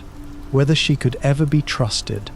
whether the thief in her can be reformed or the hero in her can survive, is a question the stories deliberately never settle, because to settle it would be to lose the very thing that makes her, the delicious uncertainty, the sense that she could go either way, that even she may not know. There is the mystery of how much the two of them truly know about each other, and here, unlike with so many of his enemies, the answer is that they know almost everything, for in most modern tellings, she has long known the face beneath his cowl, and he has long known the woman beneath her mask, and they have chosen, both of them, to keep each other's secrets, a rare and tender trust in a world built on hidden identities. And yet even this closeness holds its unanswered question, for the deeper truth of what they are to each other, whether it is love or need or simply the recognition of one lonely creature of the night by another, is something the stories circle without ever naming, a bond too strange to fit any ordinary word. The greatest unresolved chapter of their long romance came when the stories finally seemed ready to let them be happy, when the detective, after a lifetime of solitude, asked the thief to marry him, and she said yes, and for a while it seemed that the boy from the alley might at last be allowed a little joy, a little rest, a life beyond the endless war. And then, on the very day she did not come, leaving him waiting alone, having decided, or been made to believe, that his happiness would somehow unmake him, that the great detective must remain unhappy to remain who he is, that to give him peace would be to take away the wound that drives him. Whether that is true, whether the man truly cannot be both loved and himself, whether he is doomed by his own nature to a life without the ordinary comforts other people are allowed, is one of the saddest of all his unsolved mysteries, and the stories keep it open, keep the two of them circling, keep the question of whether he will ever be permitted to be happy forever, gently unanswered. And there is something fitting in that, in the way even the great detective's love story refuses to resolve, for it is of a piece with everything else about him, this man of endless questions and few answers, whose every thread seems designed to be pulled and never fully unraveled. The cat and the bat go on circling each other across the rooftops in the rain, never together and never apart, and it is one more open door in a life full of open doors, one more beautiful thing left deliberately unfinished, so that we may return to it again and again and wonder. There is a whole quiet category of mystery around the great detective's most precious secret, the question of who has learned it and lived, who has come close and been turned away, who might know even now. There was a brilliant and twisted psychiatrist, one of the earliest to truly menace him, who deduced the secret through sheer intellect, worked out that the billionaire and the bat were one, and held that knowledge like a knife, and yet through some combination of circumstance and the man's own strange obsessions, the secret never quite escaped into the world, buried again and again, just as it seemed about to surface. How many others have come as close, have glimpsed the edge of the truth and then lost it, forgotten it, died with it, or simply chosen, like the old commissioner, to look away, is a running mystery that shadows every unmasked moment, the sense that the secret is always one clever mind away from being lost. There is the mystery of the man who broke him, the enormous and brilliant enemy who once studied the detective for months, learned his habits and his weaknesses and his limits, waited until he was exhausted and overextended, and then struck, defeating him utterly and leaving him broken in body and spirit. And the question that lingers long after the detective heals and returns is whether he ever truly recovers from such a thing, whether a wound like that, the wound of being completely and deliberately beaten by someone who understood him perfectly, ever fully closes, or whether it lives on somewhere beneath the armor, a hairline crack in the will that holds the whole enterprise together, waiting for the next great strain to find it. There are the cold cases, the crimes the great detective never solved, and though we rarely see them, they must exist, for no detective closes every case, and there is something haunting in imagining them, the files somewhere in the great cave marked unsolved, the victims never avenged, the questions never answered, the small failures a man of his pride would never speak of and could never forget. Somewhere in that long career there are killers who got away, mysteries that went cold, people he could not save and could not avenge, and the stories mostly spare us these, showing us his victories, but the losses are there, implied, a whole shadow career of failure running alongside the triumphs, and it is its own quiet mystery, the tally of everything the world's greatest detective never managed to solve. There are the smallest mysteries too, the ones that are almost tender in their triviality, like the question of what the great detective believes, whether a man who has seen so much death and so much return, who has fought demons and walked through hells and watched the dead rise from green pools, believes in anything beyond the grave, believes his murdered parents are anywhere at all, or believes only in the work, in the endless labor of the night, because it is the only thing he can be certain of. He is not a man who speaks of such things, and the stories rarely ask, and so his deepest inner faith, or his lack of one, remains as hidden as everything else about him, locked away behind the cowl with all the rest. And there is the very first mystery of all, the one that started everything, the bat that flew through the window on the night the young man was choosing his symbol, the great dark shape that crashed in out of the storm and gave him his answer, and the small strange question of whether that was truly only chance, only a startled animal blundering into a lighted room, or whether it was something more, an omen, a sign, the city itself reaching out to name him. He would say it was chance, of course, that he chose the bat to strike fear into the cowardly and superstitious, that there was nothing more to it than a frightened man and a lucky accident. But the stories leave just enough room to wonder, just enough shadow around the edges of that window, and it is a fitting place for all his mysteries to begin, with a dark shape out of a storm and a question that has no answer, only the long night that followed.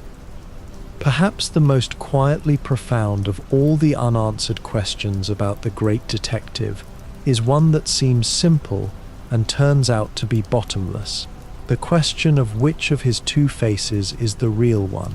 To the world he is Bruce Wayne, a wealthy, careless, charming man, and the bat is the disguise, the costume he puts on at night to do his secret work. But a great many of the deepest stories suggest the truth is exactly the other way around, that the careless playboy is the performance, a hollow mask worn to keep the world from looking too closely, and that the bat is the real and true self, the thing the man actually is beneath everything, so that when the cowl comes off, it is not the real face that is revealed, but only another, subtler mask. And the mystery goes deeper still. down to the question of when exactly the change happened, whether there was a moment when the boy named Bruce truly died, and the thing called Batman was born in his place. Some of the stories place it in the alley itself, suggesting that the real Bruce Wayne, the ordinary boy who might have grown into an ordinary happy man, died there on the pavement beside his parents, and that everything since, the billionaire and the Bat alike, has been a kind of ghost, a dead boy's unfinished business, walking around in a grown man's body. Whether there is any living person left in there at all, whether the boy survived in some hidden corner or was entirely consumed by the mission, is a question the character seems to ask himself and never answer. There is the practical mystery folded inside this, of how a single mind holds all of it together, the grieving boy and the grim avenger and the laughing playboy and the cold detective. How one person contains so many selves without shattering, and whether he ever truly rests, whether there is any moment, alone in the dark of the cave, when he is none of these masks but simply himself, or whether that self no longer exists to be returned to. We see him fight and scheme and grieve, but we rarely, if ever, see him simply be at peace, unguarded, and the question of whether such a moment is even possible for him, whether there is a real man behind all the roles who could ever simply sit and breathe and be no one in particular, is one the stories seem almost unable to imagine. And there is the loneliest edge of this whole question, which is whether he wants to be found, whether beneath all the secrecy and all the masks there is a part of him that longs for someone to see through all of it, to reach the boy in the alley and simply hold him, and whether the reason he keeps so many people close and yet none of them close enough is that he cannot bear to be fully known and cannot bear to be fully alone. It is the most human mystery of all, the one beneath the cape and the cowl and the fortune and the war, the simple unanswered question of whether the great detective, who has given his whole life to protecting a city full of strangers, has ever once allowed himself to be truly known by a single living soul, or whether that, of all his mysteries, is the one he guards most carefully of all. There is a mystery in the very question of who Batman is, because more than one person has worn the cowl, and the stories have played, again and again, with the idea that the Bat is not a man at all, but a mantle, a role that can be passed from one person to the next, so that the true answer to who is under the mask changes depending on when you ask. When the original detective has fallen or vanished or broken, others have taken up the cape to keep the symbol alive, the first of his adopted sons stepping into the role for a time, or a fierce and unstable holy warrior seizing it and twisting it into something darker and more violent. Each of them a different kind of Batman, each raising the question of what the symbol means when a different soul wears it. That darker successor is his own unsolved cautionary tale, the man who took the cowl when the true detective was broken and who slowly let it consume him, growing more brutal and more merciless until he had become a frightening parody of the thing he replaced. A Batman who nearly crossed every line the original had drawn, and the question his story leaves behind is a troubling one, of how much of Batman lives in the person and how much in the mantle itself, whether the cowl shapes whoever wears it, whether there is something in the very role that pulls its wearer toward the edge, so that it takes a soul as disciplined as the originals to wear it without being deformed by it. And this opens onto the largest and most melancholy question of the whole mythology, the question of the last Batman, of who will wear the cowl when the original is finally, truly gone, and whether the war he began will simply go on forever, passed from hand to hand down the long generations, an eternal role that outlives every person who ever fills it. There is something both hopeful and unbearably sad in the idea. Hopeful because it means the symbol he built will never die, that Gotham will never be wholly without its protector, and sad because it means the war will never end, that there will always be a need, always another orphan taking up the cape, always another lonely figure on the rooftops in the rain, world without end. Whether that is a triumph or a tragedy, whether an immortal Batman passed down forever is a beautiful thing or a terrible one, is a question the stories raise and cannot answer, because it depends on something they can never resolve, which is whether the war can ever truly be won, whether there will ever come a Gotham that needs no bat at all, a city healed at last, the cowl finally hung up for good because there is nothing left for it to fight. The great detective seems to believe, or to hope, that such a day might someday come, that he is working toward his own obsolescence, toward a world that will no longer need him. But the stories never show us that day, and never promise it, and so the deepest question of all remains open to the very end, whether all his endless labor is building toward a dawn that will finally come, or toward a night that will simply go on and on and on. Some of the most beloved tellings of the great detective story unfolded not in comics or films but in animation, in a series of dark and beautiful cartoons that many people hold to be among the very finest versions of him ever made. And these too left their mysteries behind. There was a film, drawn in that hand-painted style, that told the story of a woman from the detective's past, a woman he had loved long ago, in the brief window before he became the Bat, when he had almost chosen an ordinary life of love and happiness instead of the war. She had left him then, vanished without explanation, and now she returned, years later, just as a hooded, ghostly figure began killing the city's old criminals one by one, and the story slowly revealed the terrible connection between the woman he had loved and the vengeful phantom stalking the night.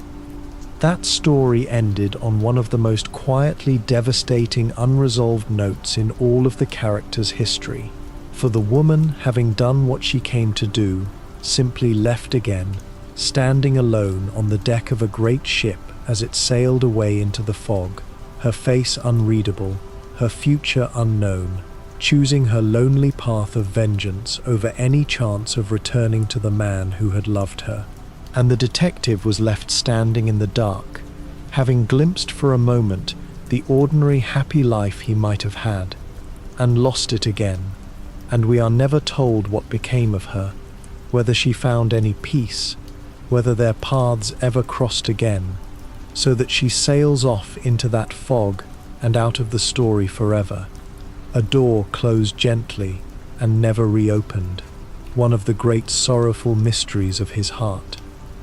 That same animated world reached forward into the future and told a story so dark that it has haunted people ever since, a story about what the laughing clown did in the end, to the last of the boys who fought at the detective's side, a crime so terrible that the detective never spoke of it, that broke the whole family apart, that closed the great house on the hill for years. The full weight of what was done to that child, and of the guilt the detective carried for it in silence, is revealed only slowly and only partly,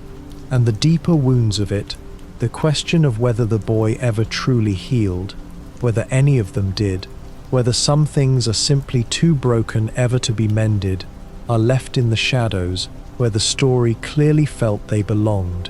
too painful to be fully shown. And there is a gentle mystery in the very nature of those animated worlds, in the way they exist in a kind of timeless place, a city that is somehow always the 1940s and always the present at once, with old cars and old telephones beside strange science and impossible technology, a Gotham out of time, belonging to no decade and every decade. It is a dream city even more than the others, a place assembled from the mood of old films and the shadows of old radio dramas, and the question of when exactly it is meant to be, of what world this is that could hold both the ancient and the futuristic in the same rainy frame, is never asked and never answered, because it is not a real place at all, but a mood given streets and towers, a feeling you can walk through, and it is all the more haunting for never quite existing in any time that ever was. There is a mystery that lives less in the stories themselves than in the strange reputation the great detective has gathered over the years. The widely repeated idea that he can defeat anyone, that given enough time to prepare, he could bring down gods and monsters and beings of unimaginable power, an ordinary man with no powers at all, somehow standing as one of the most dangerous figures in a world full of the superhuman. Where this reputation truly comes from, whether it is earned or merely a story the world tells about him, whether there is some limit to it that has simply never been reached, is its own kind of puzzle, and it rests on a quality the stories invoke constantly and never fully explain, the almost magical way he always seems to have prepared for exactly the thing that happens, to have the one tool, the one plan, the one countermeasure, as though he could somehow see a little way into the future. That uncanny preparedness shades into something the stories flirt with and never confirm, the faint suggestion that the great detective is somehow aware, on some buried level, of the shape of his own story, that his impossible luck and his impossible foresight are signs of a man who half knows he is a legend, who bends events around himself the way a story bends around its hero. It is never said outright, of course, and he would surely deny it. But the pattern is there, the sense that reality itself gives him a little more room than it gives other men. And whether that is simply the nature of stories or something the character himself dimly perceives is a mystery that hovers at the very edge of the whole mythology, never quite brought into the light. There are the genuinely strange corners of his long history too, the odd and whimsical stories from certain eras that sit uneasily beside the grim modern legend, tales of a small, magical, mischievous imp from another dimension who worshipped the detective and appeared to cause playful havoc, a creature who may have been real or may have been a hallucination born of exhaustion and chemicals and a mind under unbearable strain. Whether such things ever truly happened to him, whether they belong to the same man who broods in the dark of the modern stories, or whether they were dreams, delusions, or simply tales from a lighter age that the character has quietly outgrown, is one of the pleasant, unanswerable questions raised by a history so long and so varied that it contains multitudes, some of them impossible to reconcile with the others.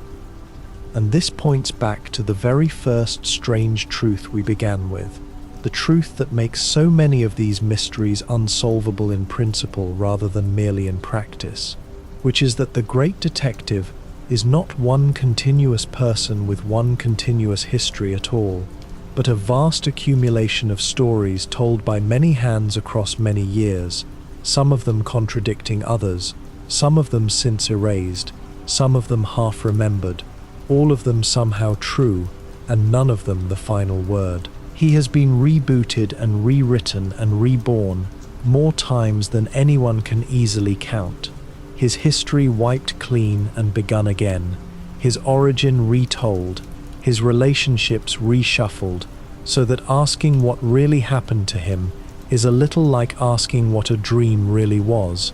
a question that assumes a solid ground beneath the story that simply is not there. And there are so many smaller questions still, more than we could ever gather up in a single night, little unsolved things scattered through the long history like coins in the dark, each one a small door left ajar. There is the question of what the great detective does on the anniversary of that night in the alley, every year, when it comes around again. Whether he marks it, whether he goes back to the place, whether he can bear to. There is the question of whether he sleeps at all, and what he dreams if he does, and whether the boy from the alley visits him there in the dark hours before the dawn. There is the question of his voice, the low rasp he uses in the cowl, whether it costs him something to speak that way night after night, whether his true voice, the one he was born with, is a thing anyone still hears. There is the question of the very first criminal he ever caught, the first frightened face to look up and see the bat coming out of the dark, and what became of that person, and whether the detective remembers them, the beginning of a war that has no end. There is the question of how many times he has nearly died, truly nearly died, and simply never told anyone, walking it off, stitching himself up alone in the cave, carrying the near misses in silence. There is the question of what he keeps in the drawers of the great manor, what small, ordinary relics of a lost childhood survive up there in the empty rooms above the cave, a photograph, a toy, a coat that still hangs where it was left. There is the question of whether he was ever, even once, simply happy, and what that looked like, and how long it lasted. There is the question of the fate of 100 minor figures who crossed his path and vanished from the stories, the small-time crooks who went straight, the frightened witnesses, the children he saved who grew up somewhere in that dark city, carrying the memory of the night the bat appeared and pulled them out of danger. There is the question of what the ordinary people of Gotham truly believe about him, whether they love him or fear him or doubt he is real at all, whether parents tell their children he is watching over them or warn them that he is only a story. There is the question of whether, in all the vast city, there is a single soul who has guessed the truth and simply kept it, quietly, out of gratitude, and never said a word.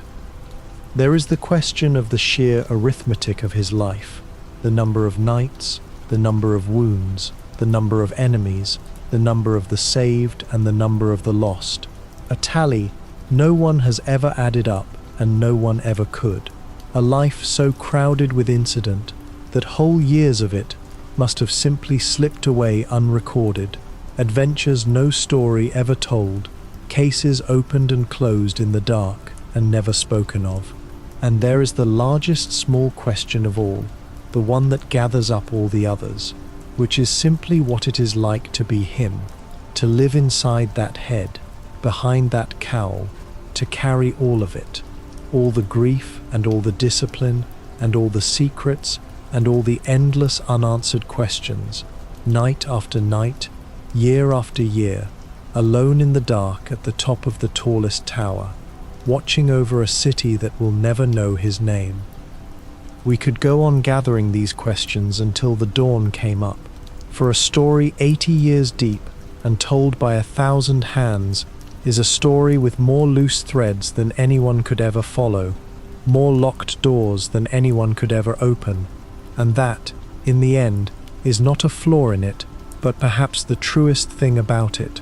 the reason it has lasted so long and drawn so many of us back so many times into the rain and the shadows of that invented city. For a story that answered all its own questions would be a story that was finished, and this one is never finished, never fully solved, always leaving one more door ajar, one more shape in the fog, one more question murmured just as we drift away. There is a place at the dark heart of the city that holds a cluster of mysteries all its own, the grim old asylum on the edge of Gotham, where the great detective sends the broken souls he catches, a crumbling Gothic institution that has become as much a part of the mythology as the cave or the manor. It was founded long ago by a man who meant to do good, a doctor who built the place to treat and to heal the most troubled minds, hoping to bring light and mercy to people the world had given up on, and yet the place he built became instead a byword for horror, a revolving door through which the city's monsters pass again and again, never healed, never held for long, always escaping back into the night. The founder's own story is a genuine tragedy folded into the walls,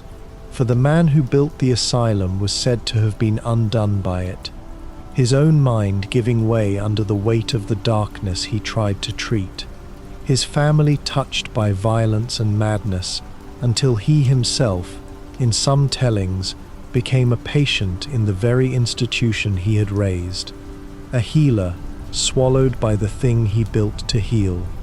And this raises one of the quiet, unanswered questions of the place, whether there is something in the asylum itself, in its ground or its history or its very purpose, that pulls the people inside it down into the dark, staff and inmates alike, so that it does not cure madness, but somehow concentrates it, breeds it, passes it on. The deepest mystery of the asylum is simply why it never works, why a place meant to hold the most dangerous people in the city cannot seem to hold anyone at all, why the same faces return to the same cells again and again, only to escape again and again in an endless, hopeless cycle. The great detective catches them and delivers them there, and they break out, and he catches them again, and the wheel turns, and some part of everyone involved must know that the place is failing, that it heals no one and holds no one, and yet it goes on, the city's grim answer to its own madness, a door that is always swinging open. Whether it could ever be made to work, whether these broken souls could ever truly be healed rather than merely caged, is a question the stories raise with real sorrow and never answer. And there is the darkest suggestion of all about the place, the recurring hint that it sits, like so much of Gotham, on cursed or haunted ground, that its stones remember old horrors, that the walls themselves are somehow sick, so that no one who enters it, however well-meaning, can remain untouched. Whether that is literally true, whether the asylum is genuinely haunted, or merely so saturated with human suffering that it feels that way, is left in the shadows, one more dark uncertainty in a city built of them,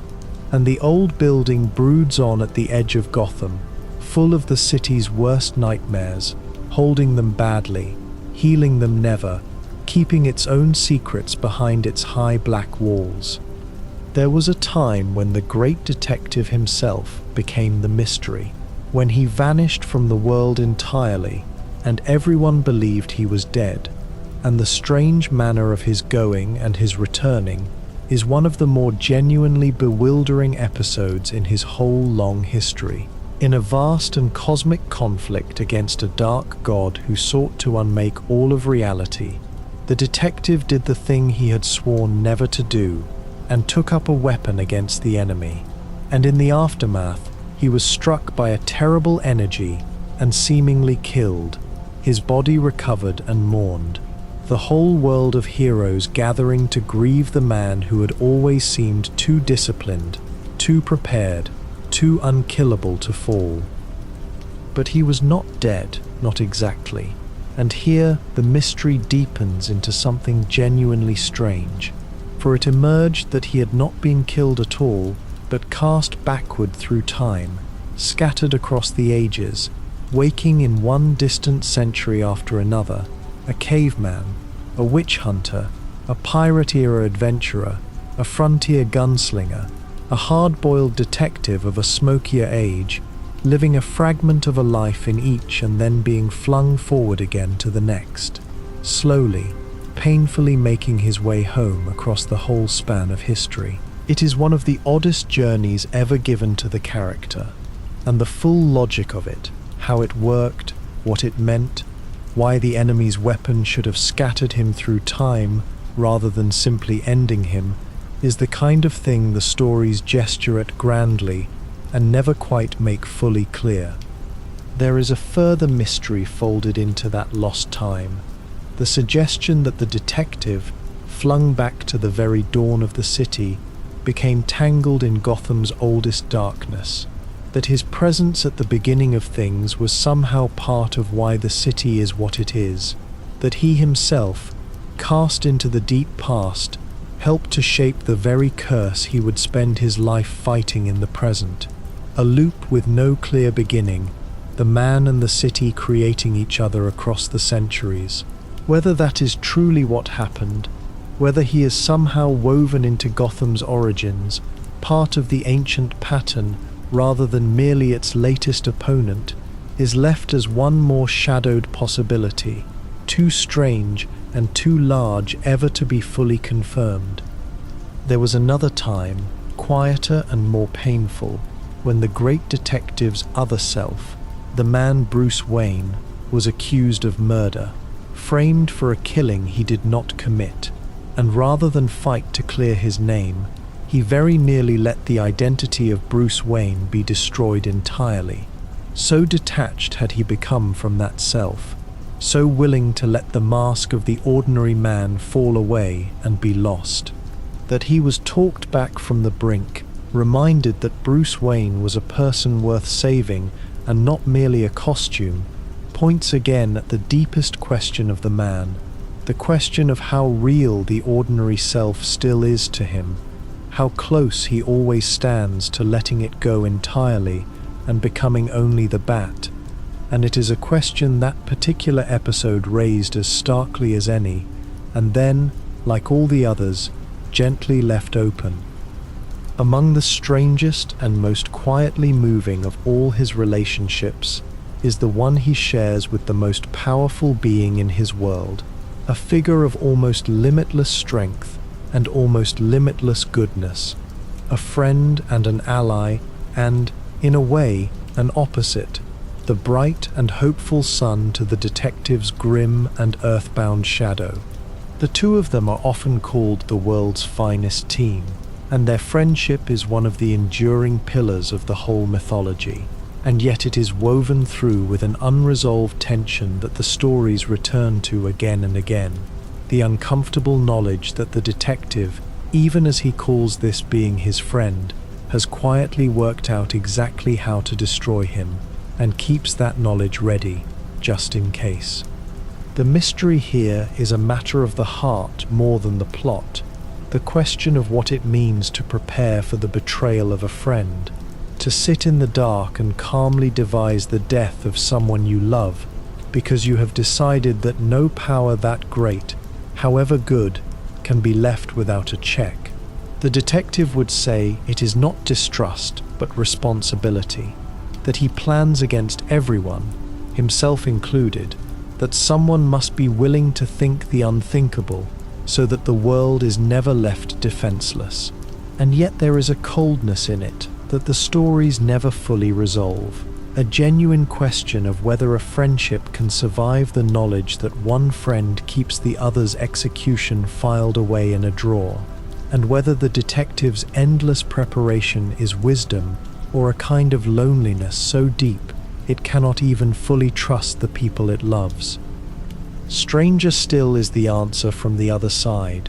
the mystery of why the powerful friend allows it,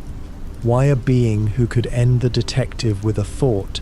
instead accepts, even respects the fact that this ordinary man has planned his downfall. There is a deep and unspoken understanding between them in this, a sense that the powerful one is glad, on some level, that someone is watching, that someone would stop him if he ever fell, that the ordinary man's terrible foresight is a kind of gift, a promise that the world will always have a guardian, even against its guardians.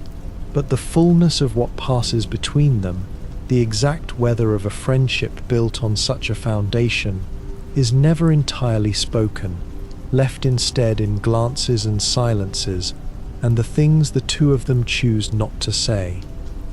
What binds them, in the end, may be the recognition of a shared loneliness, for each of them is, in his own way, the only one of his kind, each carrying a weight no one else can fully share, and in each other they find perhaps the one person who understands what it costs to be what they are. But even that is left for us to infer rather than told outright. And the deepest truth of the bond between the shadow and the sun, whether it is friendship or alliance or something with no proper name,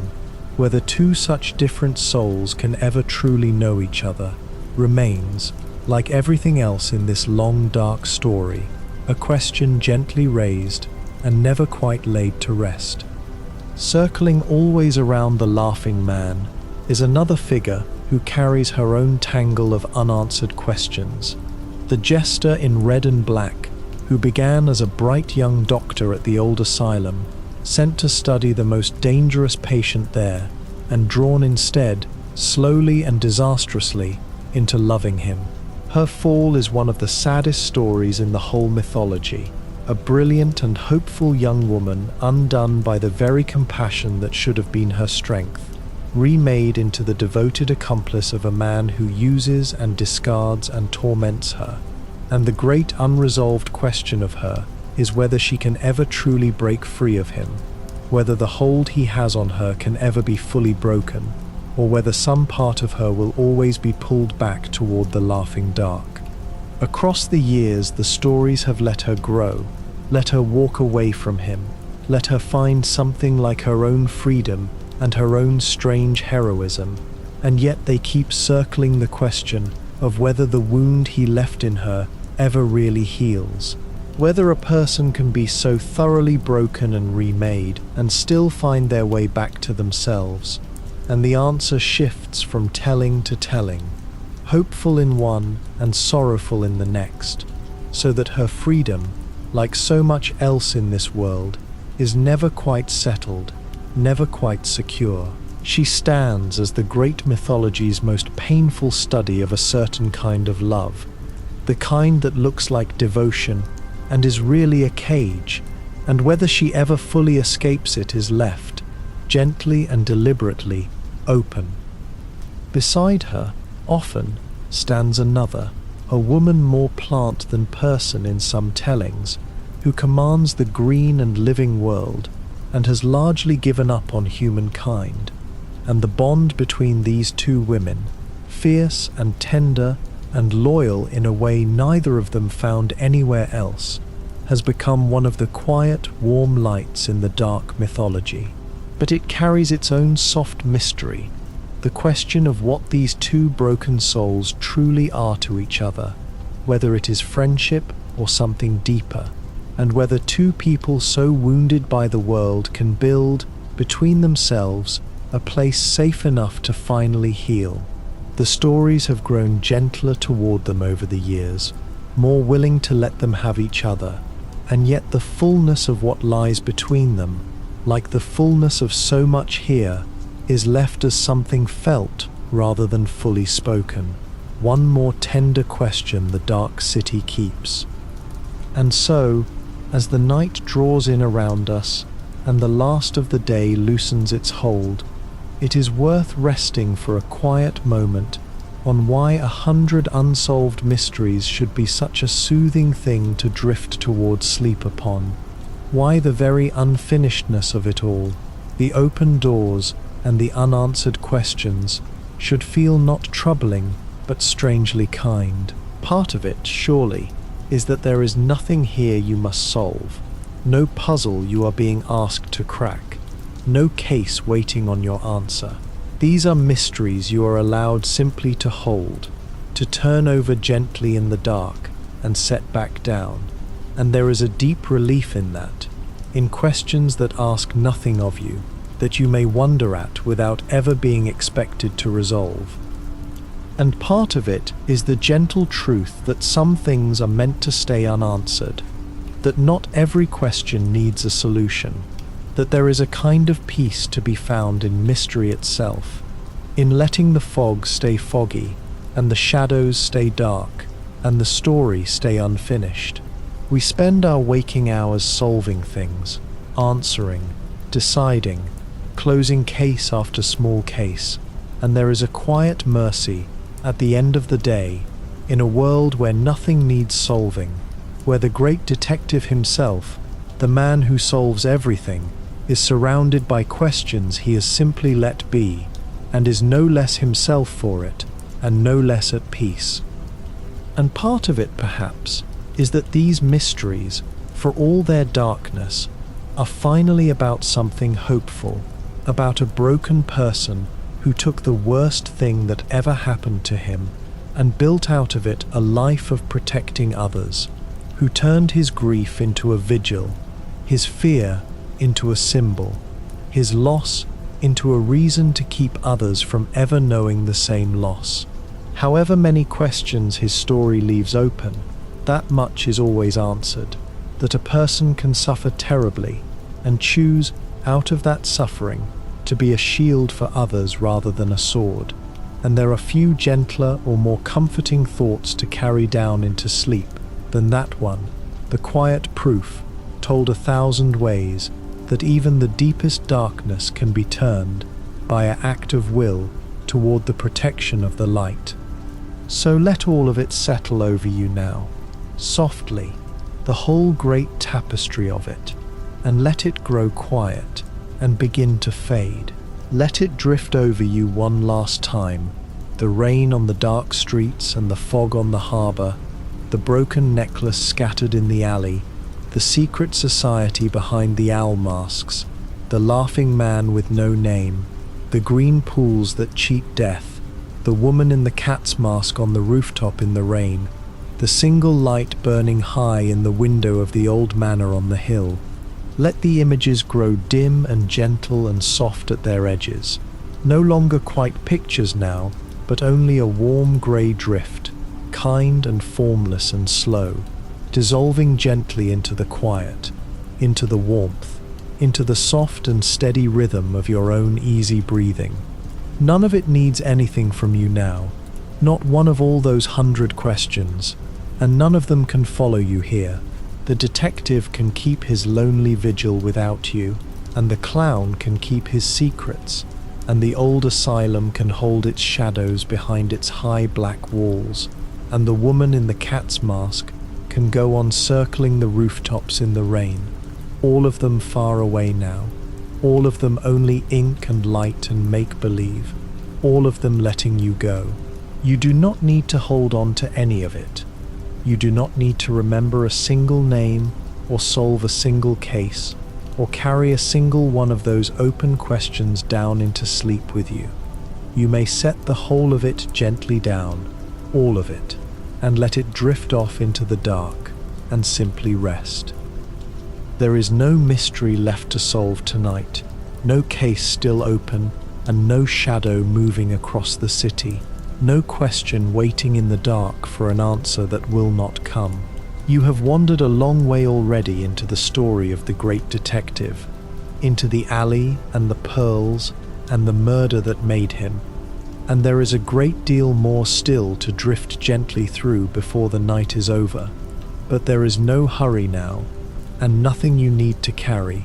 and nothing at all you must stay awake to hear.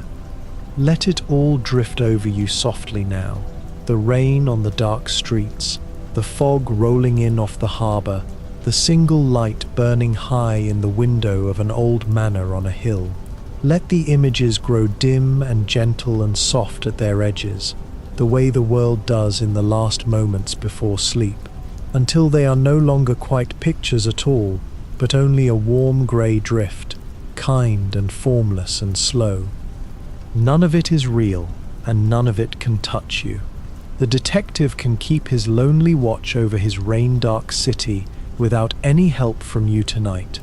and all his unanswered questions can wait, quietly, in the dark, where they have waited so long already, and you may set the whole of it gently down and rest.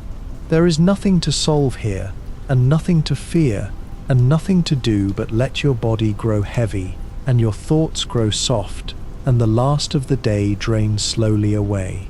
You do not have to be strong tonight, and you do not have to be watchful, and you do not have to hold anything up, or keep anything safe, or answer anything at all.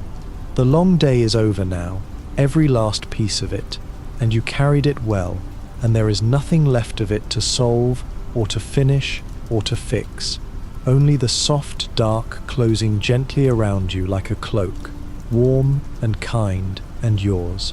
Let each slow breath carry you a little further down, past the last of the day's small worries, past all the open questions of your own that gather at the edges of the night, and let them wait, all of them, the way the great detective's questions are waiting, quietly, harmlessly, for a morning that will come in its own good time. Let the far city grow quiet now, its rain softening, its towers dimming, its single high window going dark at last. Let the fog roll in gently over all of it, over the alleys and the rooftops and the old manor on the hill, softening every hard edge, hushing every sound, until the whole dark city has faded to a warm grey nothing, and there is only you, here, now, safe and warm beneath the blankets, breathing slow, sinking down, letting go. There is nowhere you need to be, and nothing you need to know, and no mystery in all the world that cannot keep until you wake. Rest now, you have earned this quiet too. Let the shadows of that far-off city fade into the ordinary, harmless dark of your own room, soft and kind and yours to sleep in, and there is nothing at all you need to do until morning but lie still in the warmth and breathe, and drift and rest. Sleep well, and let the gentle dark carry you softly down toward the light of morning. Good night.